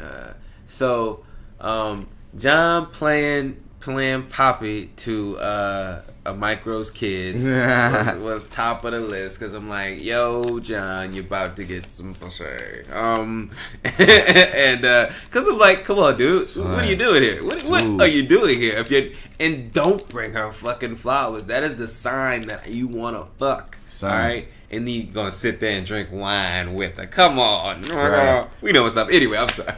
But, yeah. I like that they made us know that he was a good dude. He was, you know what I mean? Because even when we first see him, we just trying to be away from the world. He ain't trying to bother nobody. Oh, that's what I wanted to talk about. And then when that bullshit come to him, he decided to save that dude. You know what I'm saying? Let's talk about those motherfuckers. Like, the biggest assholes. So bad. I want them dead. I want them dead so badly. I thought he was going to do it before the moment, but I was like, oh, I see. Y'all let them be the hugest assholes in the whole wide world, and then at the very end, you're gonna let him kill him. Mm-hmm. Okay, my bad. Mm-hmm. I jumped the gun. Right. And I knew he was gonna die. So fucking satisfying. It was that was satisfying as fuck, especially that main dude that just kept fucking with Frank. Frank just over here minding his goddamn business, doing his own fucking thing, just pounding through walls like Big Joe Brown, just not bothering no damn body. And he's haunted, dog. Yeah. He knocking down them walls. He got emotional walls. He got going on mental walls and shit, dog. This shit was such a great metaphor He just pounding at this wall. And then, like, that's one thing I love, too, is nightmares. How they built those nightmares up. How, because they fucked me up that one time. Because, you know his family died in the fucking, carnival or whatever. So that one time when he was with his wife in the bed, and the nigga come in his house and blast the fucking brain out in front of him. I was like, wait, where they going with this shit? And he just kept on building his nightmares to the fact of, then he had him take off the mask and it's him killing his own wife. Then you see the metaphor of, he feel like he killed his family because of this and this. And they just really built on this guy that's dealing with PTSD, as well as mourning just the family, as well as there's so many layers that they put into this guy. And John plays it perfectly, dog. You can't help but care for him. What's your favorite? There's a sensitivity to him, you know what I mean? But still, it's hardness. It's just the perfect middle ground. You really see his sensitivity when he's around the different women characters, like Karen and like Michael's wife. Yeah. Well, this is a newer version to me. Now, tell me if you get the same read on this. Like, Frank, I'm used to a version of Frank where we don't really get to know what he's thinking. Right. Or he doesn't really come off all that vulnerable emotionally in this sense. You know what I'm saying? I love this version of it. It's just like, and I don't even think, I think there's a little sensitivity too also when he handles like micro and stuff, because there are moments where you gotta kind of tread lightly with him. You know what I'm saying? And he knows, and they kind of both learn how to play off each other, how to deal with each other, because they have to learn each other. And Frank is another person who don't trust no motherfucking body. Right. And I love the sensitivity because he's a real person. He made Frank Castle a whole person, even though he's damaged and missing so much. But but you see why. And the reason why the sensitivity can work for him is because he's so vicious when he's not. Yeah. At times, at any point in time, I didn't know whether him and Micro was gonna still be friends. You just never knew, like, because Frank had these buttons, and it's just Frank. Dogs, you never know what's going on with Frank, even when you think you know what's going on with Frank. Yeah. Because at the end of the day, he's gonna stick by his code, dog. But that's the thing, he has this code. If I may, dude, I forgot this real quick. If I may, I want to shout out to Turk also being the glue, the connection between. I love him every time, dog. I was so happy when Frank stuck him up. I dug this one too, because like he was like, I don't have the guns that you're looking. These are not the droids you're looking for. I ain't do nothing. He's like, I don't have it. I couldn't sell that shit. I ain't got nothing to deal with that shit, bro. Let it be the glue. Because I thought, this was the one time I thought Turk was gonna die. Yeah, me too. I was like, damn, Frank gonna kill Turk. Because Frank don't forgive shit like He's this. the Punisher. Yes. But Turk was like, and then you don't have his guns. But Turk was like, look, no harm, no foul, son. Look, I ain't even do nothing. I ain't even do nothing, bro. Do you have a favorite sequence here? And like, we didn't really get a hallway sequence. Man, a weird way when he was that when he was in the field, when he went in. And he saved everybody, just him going through killing all the enemy by himself. I think that's the closest to hallway sequence. When they went into that bullshit, he was trying to tell him to look, this is a bad idea. And they're like, you're a fucking soldier. I'm winning. You go kill. And then they showed him kill. That was mine too. That was mine too. Watched him kill. They showed him kill like 30 people. I mean, that's a close thing to a hallway scene we got. But I really like. There's a lot that went down. That's my favorite one too. Because I like the llast scene with him and Jigsaw, him and Russo. They had a nice little standoff. I like. There's a lot of shit I like, dog. The hotel. That was good with Lewis and them. I like the Lewis standoff. The Lewis death was epic. I didn't see him going out like that, man, but damn, the Lewis death was epic, and you just felt like this was a dude at his wits end. He really needed to see change. And he wanted to be a terrorist. And I love the parallel that they played with Frank and Lewis to make you have to see, like, what's the difference? It really made you tread on what's the difference between these two, because they're both in a way doing the same thing for different reasons, but the same thing. Lewis wants to, like, you know what I mean? It's trippy how they try, because I think in this climate that was a perfect thing to do, because people were afraid when Punisher got picked up, because, you know, he a nigga killing a bunch of motherfuckers in the climate. We got gunmen and we got all this shit, but they showed an actual terrorist and they put him next to Frank and let you see why Frank is a hero compared to the actual terrorist dude. When this first, you know, when there was the Vegas shooting, I believe it was that happened first, and when they were supposed to release this, and then like another, I can't remember the second thing that happened exactly, but then something else happened, and then they pushed it again because of like another national tragedy, and then you watch and you wonder like, oh shit, did they? And I might have said this already in the last episode, I can't quite remember, but you wonder, hey, did they cut something out? Because, you know, the climate is sensitive right now, so we don't understand if they would cut something out, right? And then you get that first scene, and he's like in the U.S. scoping through to Mexico. That was so amazing. I love that one. And he takes old boy out when he's like, I thought that was so amazing. This nigga shot this motherfucker from over the border. Yeah, it was kind of like at that point I was kind of like, I don't think they cut shit out because they also went head up on their story. They talked about gun rights. Yes, they actually had a conversation. They didn't shy away from all these different issues and angles on the topic at hand. Yeah. And really, I like to see the reason what they led into the PSD, mental issues, and dealing with our veterans. And they let the gun shit go through that lens. And through that lens, you can't help but just look at some of these people are disturbed. Some of these people, you can't fault them because they were soldiers. There's so much. It was dense as fuck, yo. For a comic show, it's like, yo, every time that nigga, I love John Bernthal monologue. Anytime I let him monologue with his little voice, he kind of got that whisper when he talking. Yeah. Oh my God, dog. He nailed every moment. He was so intense. Like it was just enthralling to watch this dude. And I never watched Walking Dead, but everybody tell me he's good on Walking Dead, but he's not great. This on Walking Dead. He's not. You know what I mean? He took it up a notch. This is the best I think you'll see him. Now, if he gets an Emmy nomination, I'm for it. I'm for Emmy. Dumb dog. John Bernthal did this shit. I'm all for it too, dude. I'll even campaign for the shit. A nominee. I ain't saying he got to win. I ain't saying he got to win, dog. But like, dog, as far as like this straight up some straight to the hard ass acting shit, nigga. That dude was putting on motherfucking clinics every episode, son. Even the way it ended hit you hard. Like when they got to the end and like you see Frank in a freaking circle and he just trying to figure out what to do next. You like, really? What the fuck is about to happen next? And we should at some point we're gonna talk about like sort of what are your ideas for like since season 2 has been greenlit and everything. Yeah. Like where do they go from here? Judging by how they ended it. I mean, it's clearly. I mean, they've set up, I guess, Jigsaw as our next villain. It's Jigsaw, man. But it's not. The whole season doesn't, evolve around him. It's like we'll go 1, 2, or 3 episodes, and Jigsaw is gonna be a problem. They specifically said that his faculties ain't gonna be together. So it's gonna be interesting to see this actor after see what way he plays his off kilter ass version of himself. I think they need to get Kingpin in this season. In season 2 of I think it'll be Punisher. I think that'll be cool. Ooh. But no, they can't because they're gonna do him for Daredevil. That's gonna be overhaul. If they even do anything like a fraction of what you're thinking for Daredevil, we're gonna be kingpinned out. Mm-hmm. I don't know, dog, because once again, I'm not super versed in Punisher, son. Like there's certain characters, I know of, but like his main nigga I always knew of was Jigsaw, and I know Jigsaw is gonna be Jigsaw the next season, but I don't know how Jigsaw about to play it. I already know. I feel like he gonna go there because he has to wrangle Punisher back in, because that's one thing that this show gave Punisher, like in Dark Knight Rises, they kind of gave his character an ending in a way, because what reason he has no reason to go like they didn't make him the cat that's just forever being I'm killing all evil, I'm like, because really Frank Castle's psycho, like Batman's a psycho. Frank Castle's psycho, you know what I'm saying? Right. And he's still not psycho. That like he's not trying to be this avenger of all evil at the end of this show. It's like shit got handled and he got not necessarily peace, but he's trying to work towards peace. So whatever Jigsaw pulls and whatever other villains, I know they're gonna throw another villain in here, like you said. I don't think the black dude's gonna survive season 2. No, he won't. He's gonna die. Yeah, they're gonna raise the stakes. He's gonna die. Yeah. But I have no clue what angle they're gonna go with Punisher, dog, because there's so many ways they could flip it, dog.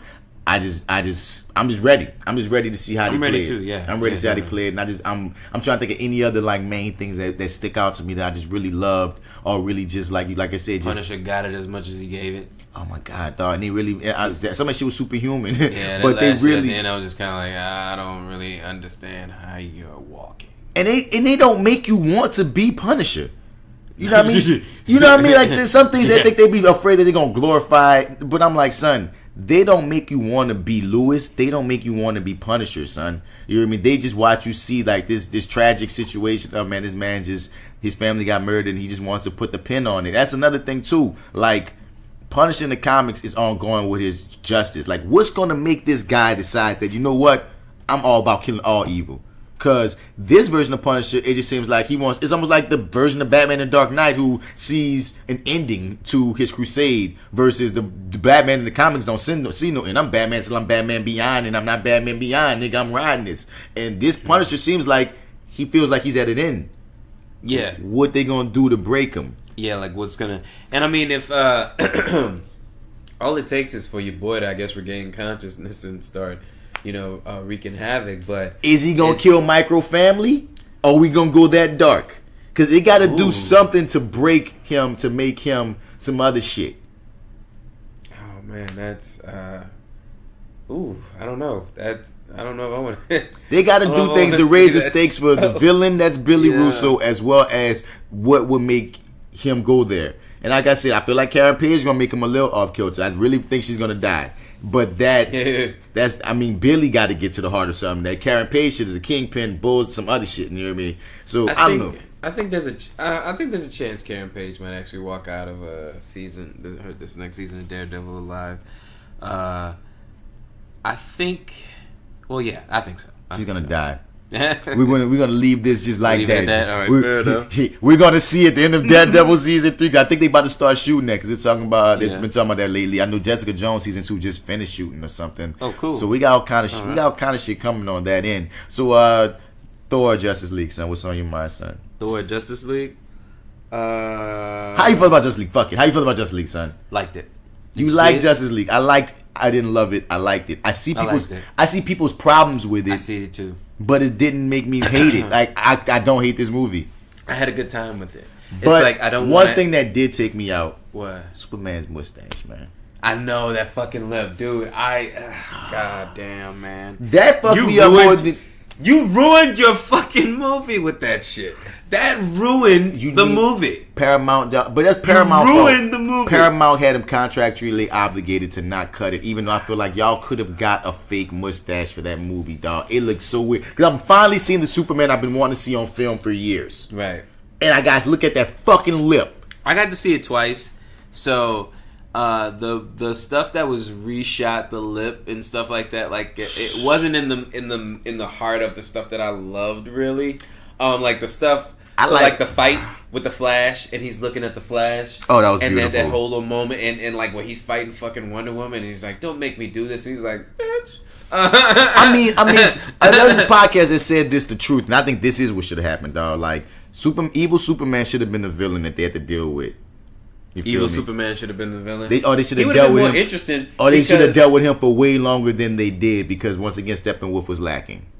He was lacking so bad that all it took was for Superman to come back, and it was kind of, I don't know, it was just, well, you're telling me that the only reason this guy came here was because Superman was gone? Oh, and no lanterns. Remember, he said it in... And no lanterns. Because he had that whole speech. He killed the lantern in the damn opening. He had that whole speech in the trailer, that one of those mini scenes that didn't make it to the movie. He says there's no Kryptonians, no lanterns, no stuff. It was 3 of them. I don't know, I wouldn't be scared of a lantern. I saw him kill one in the opening, or in that little...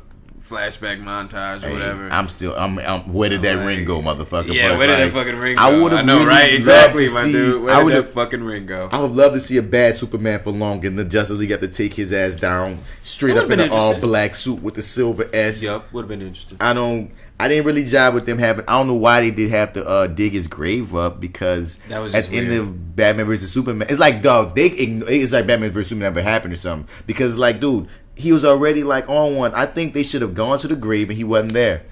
And that would have been dope.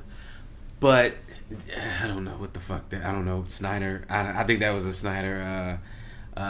They already set up that he was gonna be coming back, son. So them having to throw him in that weird ass water shit in this was just shit. Strange. It was strange. Stupid. It was stupid. I was a fan of Superman. I was a fan of Cyborg. Funny enough, I like Cyborg.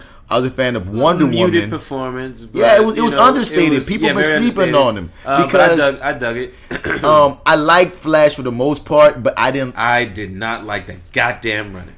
That running. What the fuck? That? There's 2 things. Not only the running looking like skating, but the effects for the running. I feel like I see better super speed effects on Flash and Agents of S.H.I.E.L.D. The TV show, definitely. Dude, like his shit didn't seem like he was running super fast. And then why he got blue lightning? Give him his yellow lightning. He the motherfucking Flash. Thought this shit's weird. And how come like he's supposed to be the fastest man alive? I understand he young, but it's like, my nigga, he need to be the fastest motherfucker ever, dog. And he never felt the fastest. He seemed like he got tripped up too many times. He felt like Wally West. You feel me? Now, he was funny. He had his moments, dog. But that's not Barry Allen. And that Flash running blew me, dog. Now, like, and I just was mixed with him. Like, I liked a lot of shit he did, but I didn't like a lot of shit that they wrote for that character to be that was very unflash. Like, knowing that we got such a great Flash on TV right now.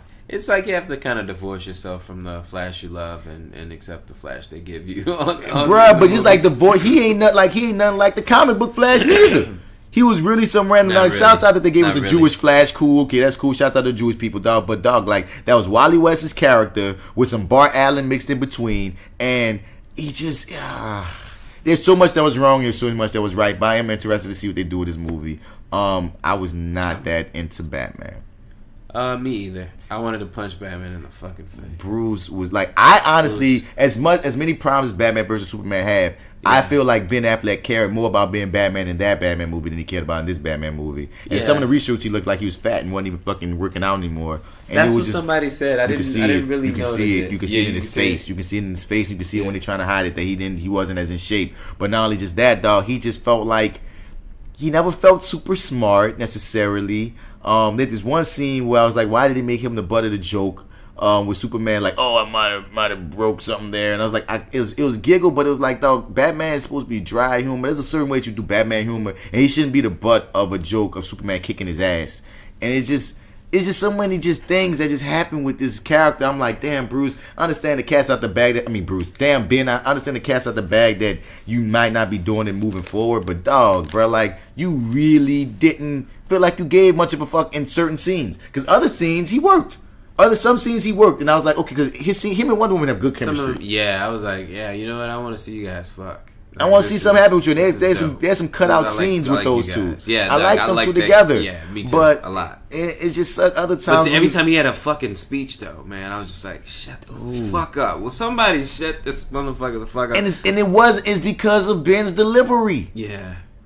It's like, dude, time. And I like Ben in BVS. I was he's the best thing about that fucking movie. liked him as Batman. I ain't like Batman murdering people, but I liked him his take as Batman. I mean, you have to, But he was so boring in this movie.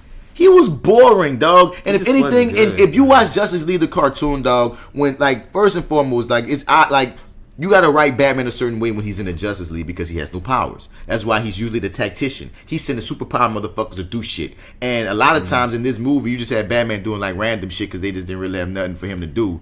And when they could have just had him being the nigga say, oh, go that way, do this. You know what I mean? He's the master planner.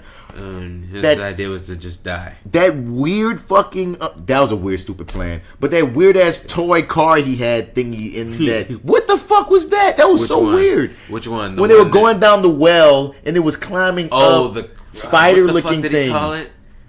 It was so weird. The tumbler or the spider or something. Yeah, I wasn't feeling that. But like, dog, like Batman is my character, dog. And out of everybody in the movie, I really cared about him the least. I even liked Aquaman at one, but I felt like really liked Aquaman. They could have done more with Aquaman. But I liked them. I liked them. I'm curious to see what they do in this movie. Yeah, he'll have a movie I think that'll probably showcase him a little better. And then I hear that they cut out some stuff too.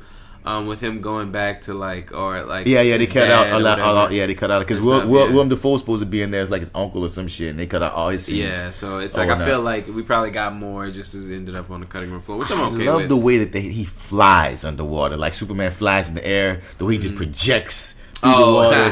That's cool as fuck to me, son. No, that's pretty dope. You feel me? A lot of people hate on his surfer dude bro character, but I think the best way to bring Aquaman to people, he has to be a masculine hunk ass nigga. Like they always see a star as a motherfucker that the women want to fuck and the niggas want to be. And if you gonna take a character like Aquaman that's been a joke for so many years and make him cool, you got to get a cool actor to make him cool. And I think Jason Momoa does it. I think he's very likable, and that's the first step. That's the hardest part.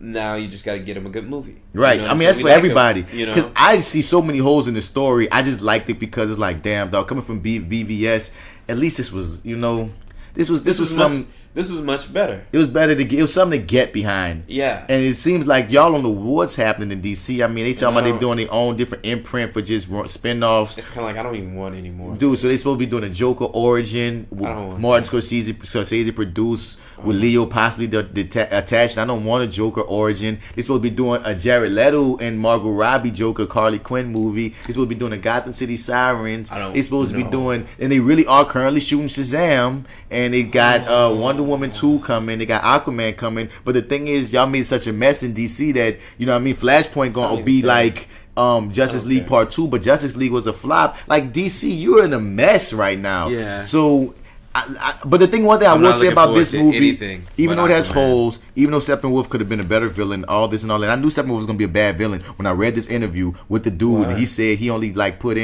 did voice work. And everything else was gonna be computer. And he knocked out his shit in like 2 days or something. I was like, damn shit, there's gonna be some bullshit with this character.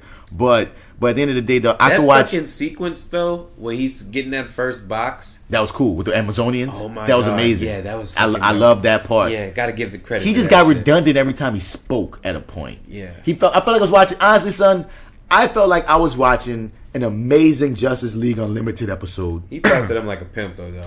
He seemed like a villain on a cartoon. To make you love me. Nigga, did you think Cyborg was going to be the last box? I thought he was going to be the actual last mother box himself, and they was going to have to save him. I was kind of thinking that too, and then we want to toss the box in a goddamn pool with Superman, and I'm Rando. Why are we doing that? I like that scene when he turned off the city, when him and Wonder Woman walking, and he basically that turned was off the pretty city. dope. Yeah. Like, they really made me kind of fuck with Cyborg, but they didn't give him much to do. But like I said, Wonder Woman too. Like, no matter what they she's make Wonder amazing. Woman look, there's no way to make Wonder Woman look bad in this goddamn movie. Nope. But Nope. and then she's like, they have that little conversation, and she's like, well, you know, if I wanted to attack you, I would have done it in the woods when you were spying. I heard on you, us. bitch. You know what I'm saying? Yeah. I it's heard like, you. I'm Wonder Woman. Like, she's a step ahead of you, dude. You. Even in your own fucking movie. But whatever. And they want her to be like the leader type. I don't know, like the movie I had like it a lot, problems. man. But one thing I can say about Justice like League versus Batman versus Superman is this: I can watch Justice League over and over. I can't watch Batman versus Superman over and over. I can watch it just to remember why I want to shit on it. Like, oh yeah, I want to shit on it for that reason, that reason. But the I like extended Batman version versus Superman. Makes more sense. And It's I not better. And I defended it to you. I was like, you know what? I don't hate this movie either, even though I see its flaws. But I have not sat and watched it front to back ever again since the theaters. I've watched parts. Did you watch? Have you ever sat down and watched like the extended Parts. version? I've seen a lot of the new scenes, and parts, stuff, yeah. but I've never sat in one sitting through them 3 motherfucking hours since. But if Justice League was to come on right now, I'll watch Justice League. Superman lip aside. I want to shit on it so bad that I would never even recommend you to watch it again. Post credit scene. I feel like it's going no fucking where. I really don't know what's about to happen with this whole world because it flops so bad that I feel like with Flashpoint they're gonna want to reboot so much, and they need a new Lex Luthor for this whole series for everything. They need a lot of new shit. This was the movie to make me care, and it's like, even though you put out a decent product, and I was pleased with it. Please is the most I could say. I didn't love it. Please, I was pleased with it.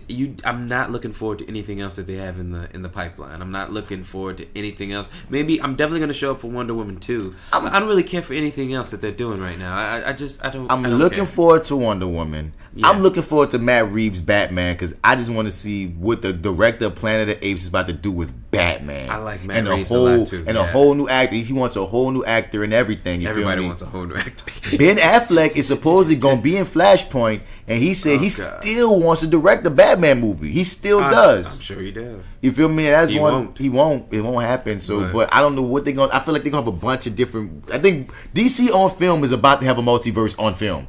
They about to have one collection of Batman movies with Batman shit. They about to have that Justice League panel. I don't know how they're gonna fix this shit, dog. But I am curious about Shazam. I'm hesitantly curious about Shazam just for the. Who's directing it? I forget, man. I don't care. But one movie I did love was Thor. I saw Thor twice. I really, really liked Thor. Did I see Thor twice? I dug Thor. I dug Thor too. I only saw it once, but I dug it a lot. And it's so trippy that this third tier character has a better movie than Assembly of Justice League. Justice League should not have flopped.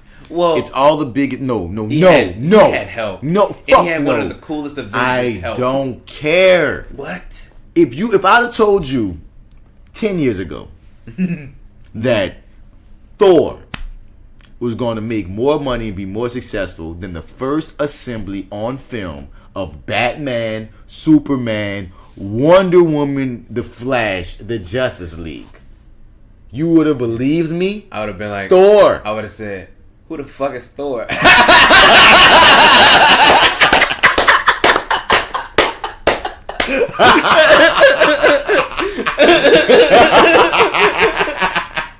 I don't give a fuck about that. Exactly. I don't even know who that is. Exactly.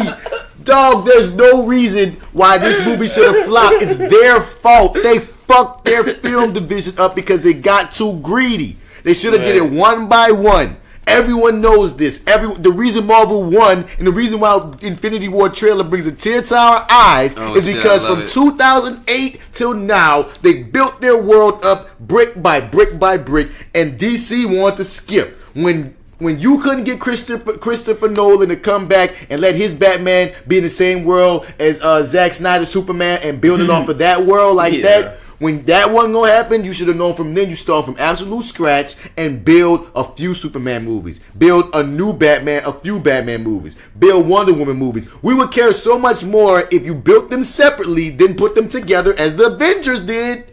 Then, if you want to do what the Avengers did, motherfucker, do what the Avengers did.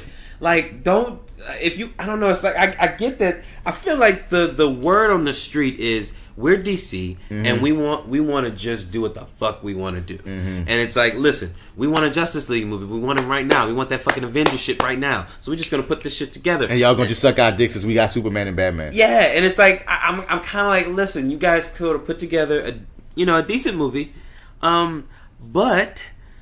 It doesn't interest anybody to move forward with you guys. It's just a jumbled mess, and then there's so much shit surrounding it too. It's like, who did this decision? Who did that decision? Whose decision was it to have this bullshit ass fucking lip here that we gotta look at? That they had to be the somebody. movie. Y'all need the motherfucker to hire some better people. Because when you look at that movie, then you look at Thor. Thor is a comedy.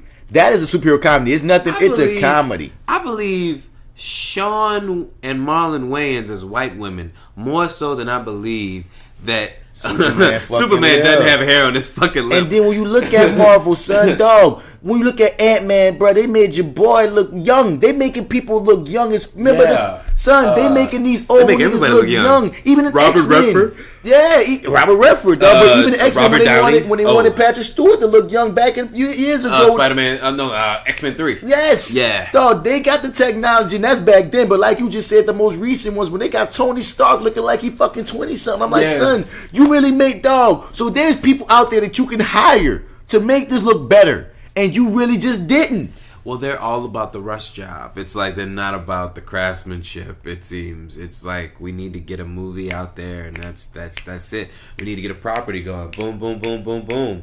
And it's like, now that I feel like they're listening, they're kind of like, well, I guess if they know it's a problem. I mean, with such a big flop, they can't help but listen. But you know what they're doing now, though? Like, well, now we got a Cyborg movie. We got a... that's not going to happen. You don't think the Cyborg movie? I don't think that's going to happen. You don't think it's going to happen? Okay. Well, we definitely got a Flash movie because everybody's talking Flash movie. Because he stuck out, Yeah, and we already got Aquaman is either filming or done. Post-production. Yeah, okay, it's cool. done. So it's done, yeah. So we're going to get these side movies. We're going to get these individual movies. Possibly the Green Lantern. Possibly the Green Lantern. All these things should happen first. Everybody's asking for the fucking Green Lantern. It's kind of like, what if we had just not done Cyborg and put a Green Lantern in there? What difference would it have fucking made? They could have put Jon Stewart in that bitch. We're just jumping into it any fucking way. It's not like we built up to this moment. I mean, they already established in Batman vs. Superman that a lot of these people have been around for a while. So in my mind, they should have did it like... Because I'm interested in the space buddy film of Hal Jordan and Jon Stewart. That's what they talking about. That's supposed to be the Green Lantern movie that they're doing. Hal Jordan is like, it's already established that they're Green Lanterns. They're out there being space cops, and they might go Guardians of the Galaxy with it. I'm interested in that if they do it correctly. But since we already established that this Bruce Wayne has been around and been superheroing for a while, they should have started this movie with Jon Stewart should have been in the game as Green Lantern. Because the thing is, Cyborg being a Justice League member is a recent thing, dog. He's always been a Teen Titans type nigga. Like, he was in the Super Friends way back in the day when he was young. But most kids know him as a Teen Titans motherfucker. Yeah. Like, you know what I'm saying? Right. They could have put Jon Stewart as Green Lantern. Hal Jordan could be dead. Like, Hal Jordan and Barry Allen, much like when we were growing up as kids, could be dead. They could be dead. You feel me? We could have started this series with Jon Stewart being the Green Lantern and Wally West playing the young Flash character, having to step into Barry Allen's shoes after he's been the Flash and he died. You feel me? That would have been interesting as fuck. And it gave us the same character, but then at some point Barry Allen comes back, so you could have at some point down the line brought back, Barry Allen, however you want to play it and shit. Or he could have disappeared. The original Flash disappeared, and so he couldn't. So Bruce could find the original Flash. He found this kid. Yo, whoop-de-woo. Let's let's rock with you. You got powers. Let's go with it. And at any point in time, you have the door open to bring back the original Flash. Same thing with Hal Jordan. At some point, he died. He don't have to even kill him. He could be lost in space doing some space shit. And right now, Jon Stewart is a nigga that's doing Sector whatever Earth. And it would have just been a lot more interesting things happening. And there's so many ways to play it after the fact, dog. But I want to look at Thor. That's an ambitious pitch. But I mean, hey, I wanted to see that more. I'd have took that when we got, dude. Yeah, I mean, me shit. too. Give me something creative. Too, but once again, Kate Blanchett made me want to fuck her. I hate to sexualize her like that. Hell but her talent. Really? Is it wrong? Okay. I mean, she looked amazing, dog. But I love like how she played that. Hell that yeah, hella, that like, walk, dog. It's kind of that walk, that right, talk, you got it. that sachet. They made her so powerful. They just cut my check. Let me endorse it. Give me 1 second. Boom. There you go. Come on, man. You made me want to see you in that Ocean's 8 when that Ocean's 8 trailer just dropped. I know, right? I saw in that shit, being a female Rusty, I was like, look at you, Kate Blanchett. I'm just going to always be loving you now, not you even more so, even though you're a legend in the game, dog. Like, your resurgence got me like, yes, give me more Kate. Tessa. Love that character. Didn't really like her before this movie. You didn't like her before this movie?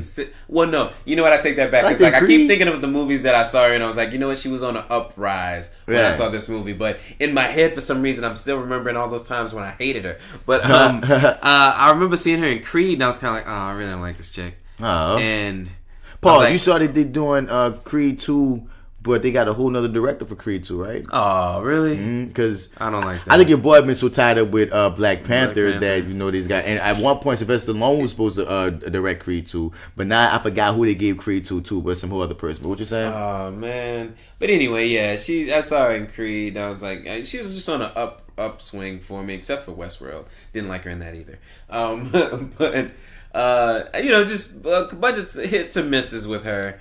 And I went into this movie just with a chip on my shoulder, not really remembering Creed very much, but just kind of like, I don't think I'm going to like her. And then she shows up, and then the first scene, I'm like, oh, fuck you, you win. Yeah, she charmed it. Yeah. That drunk shit, and she fell off the side of the ship, and then she started... I'm like, what? Dude, wait a minute. This was a fucking comedy, that was dog. So dope. Yeah. You feel me? Like when he came back for like Anthony Hopkins acting like Loki was funny as shit. And then he go up in there play, and we got Matt Damon just popping up in this shit, and your boy Chris Hemsworth brother Lee. Like it was this movie. Like I just joked out from the beginning when he's in the chain spinning around. Like hold up, like well, no, turn it, come back around. It's not like they made fun of themselves, and like sometimes it got a little extra, sometimes it's a little bit too jokey, but I still had fun. Doctor Strange's cameo was great. You feel me? I thought he would do more. I thought Doctor Strange was gonna pop up again, but he didn't. Yeah, it feels like he like how much time has gone by? Like I feel like this was like right at the end of Doctor Strange. But remember, no. Doctor Strange was set. We watched. Is it set in the past? It's set in the past. Doctor Strange, like even though we got Doctor Strange after Avengers 2, apparently his journey happened during Avengers 1. Oh. Like they look it up. There's this thing online where they show that Doctor Strange, most of that shit that was going on with him, that's that already happened. Okay. So he's appropriately where he should be. Years have gone by. Years have gone by since Doctor Strange. All right, fair enough. So yeah. Well, I'm sorry, I didn't even see this. Oh shit! Well, time passed. Okay. Anyway, my fault. What I'm about to say. But like, I just love this movie. Low key, I like their brotherhood and shit. Like they really made Low key a good guy, which is very. I'm curious to see how they about to play this shit. But low key, dog, my favorite characters was the director. Like the character, the big rock motherfucker. So that thing was so hilarious. So that was like the director. That's the voice of the director playing that rock character. Yeah, I'm like that. With the little was voice. Pretty dope. Oh, and Hulk stole the show too. Hulk stole the show too. He stole the fucking. He stole the fucking show. Like he's like, oh yeah, what you doing, big guy? Winning.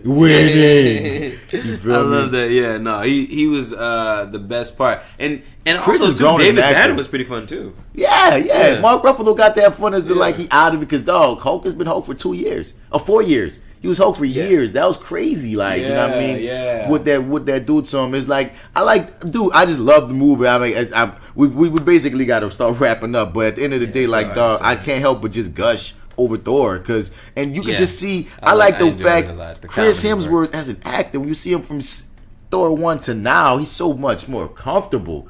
You know what I mean? Yeah, right. They even made jokes, like they made him awkward. Like it just was funny at times when he didn't know how to stack the shit at Doctor Strange, or he didn't know how to superhero stand when he talking to her trying to be Tessa Thompson trying to be cool and shit.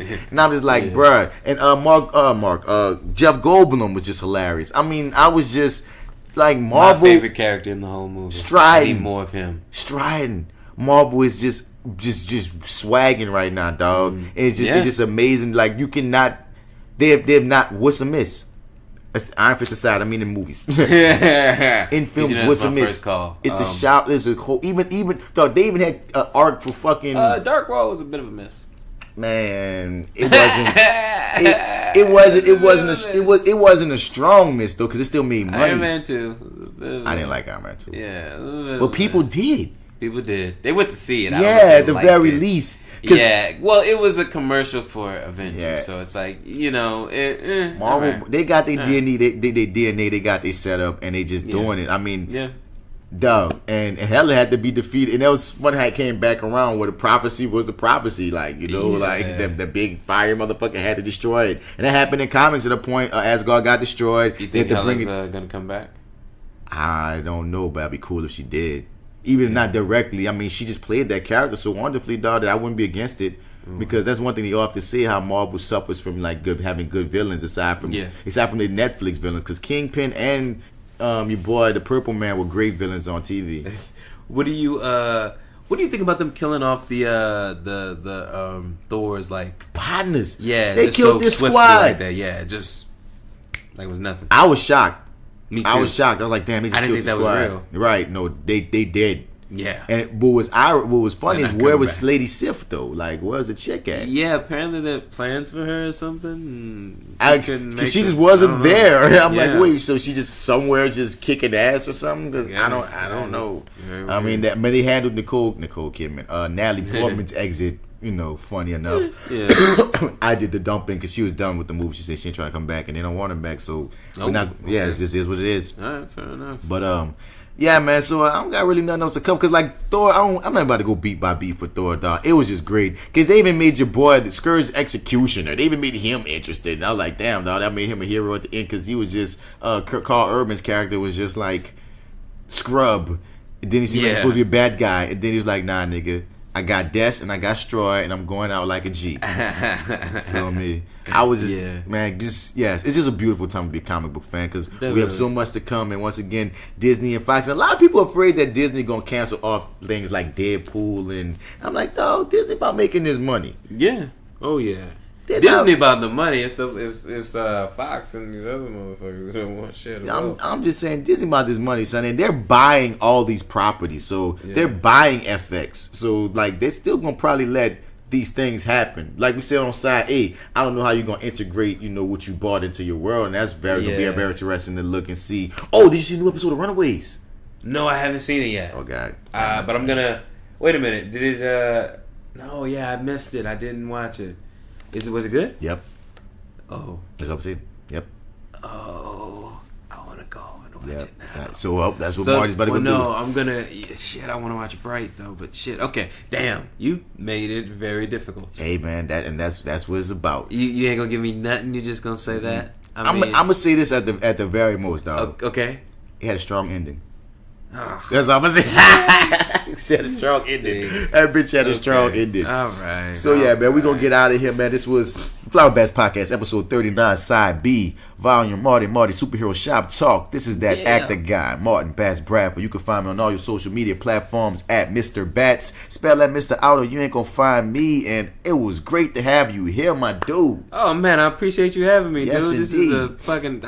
I have such a great time with you, brother. Appreciate you, man. Thank you so Appreciate it, dog. Yes, indeed. You can find me, Marty, MARTY Edwards 504 on Instagram, Twitter, and Snapchat. Also, go to lowrainpictures.com. Click on the Your 30 tab. That's where I co-host a show with the Arrogant Observer. Like, rate, share. Give us a 5-star review on iTunes. We will read it on the show. Thank you so much, Mr. Bass, for having me, man. Yes, indeed. And once again, get at us on flywithbats@gmail.com. Go subscribe to all those podcasts, those local to all those podcasts that I shouted out earlier. We plan on having a end of the year crossover with Therapy Noir in Your 30s, so that should be fun. And that's coming up. Also, we're gonna be back to your regular scheduled programming on episode 40, the FlyWithBats podcast. Yeah, I just took y'all for 2 episodes of Nerddom. Well, we're gonna be back with the regular shit. But if you've been missing, go check out the last episode. Episode 38. I'm not racist, but that was a fun episode. So go listen to it again if you have listened to it, and put your people on it. But once again, appreciate y'all listening. I don't think I got nothing else to say, man. Till the next time, we out. Marty out.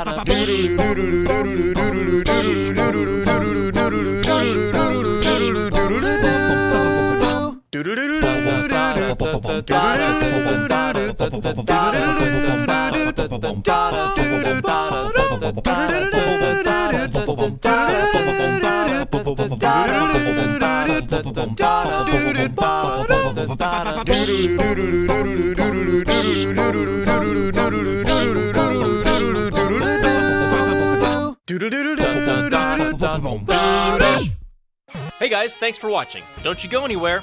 Be sure to click that subscribe button to stay up to date on all the latest Warp Zone content. If you want to see more of our acapellas, including this funky version of the Fresh Prince of Bel-Air theme, click the box on the left. Or, if you want to see a hilarious X-Men Back to the Future crossover sketch, click the box on the right. Well, I better decide whether to use my newfound magnetic mutant powers for good or evil. I'm leaning towards evil. Warp Zone out.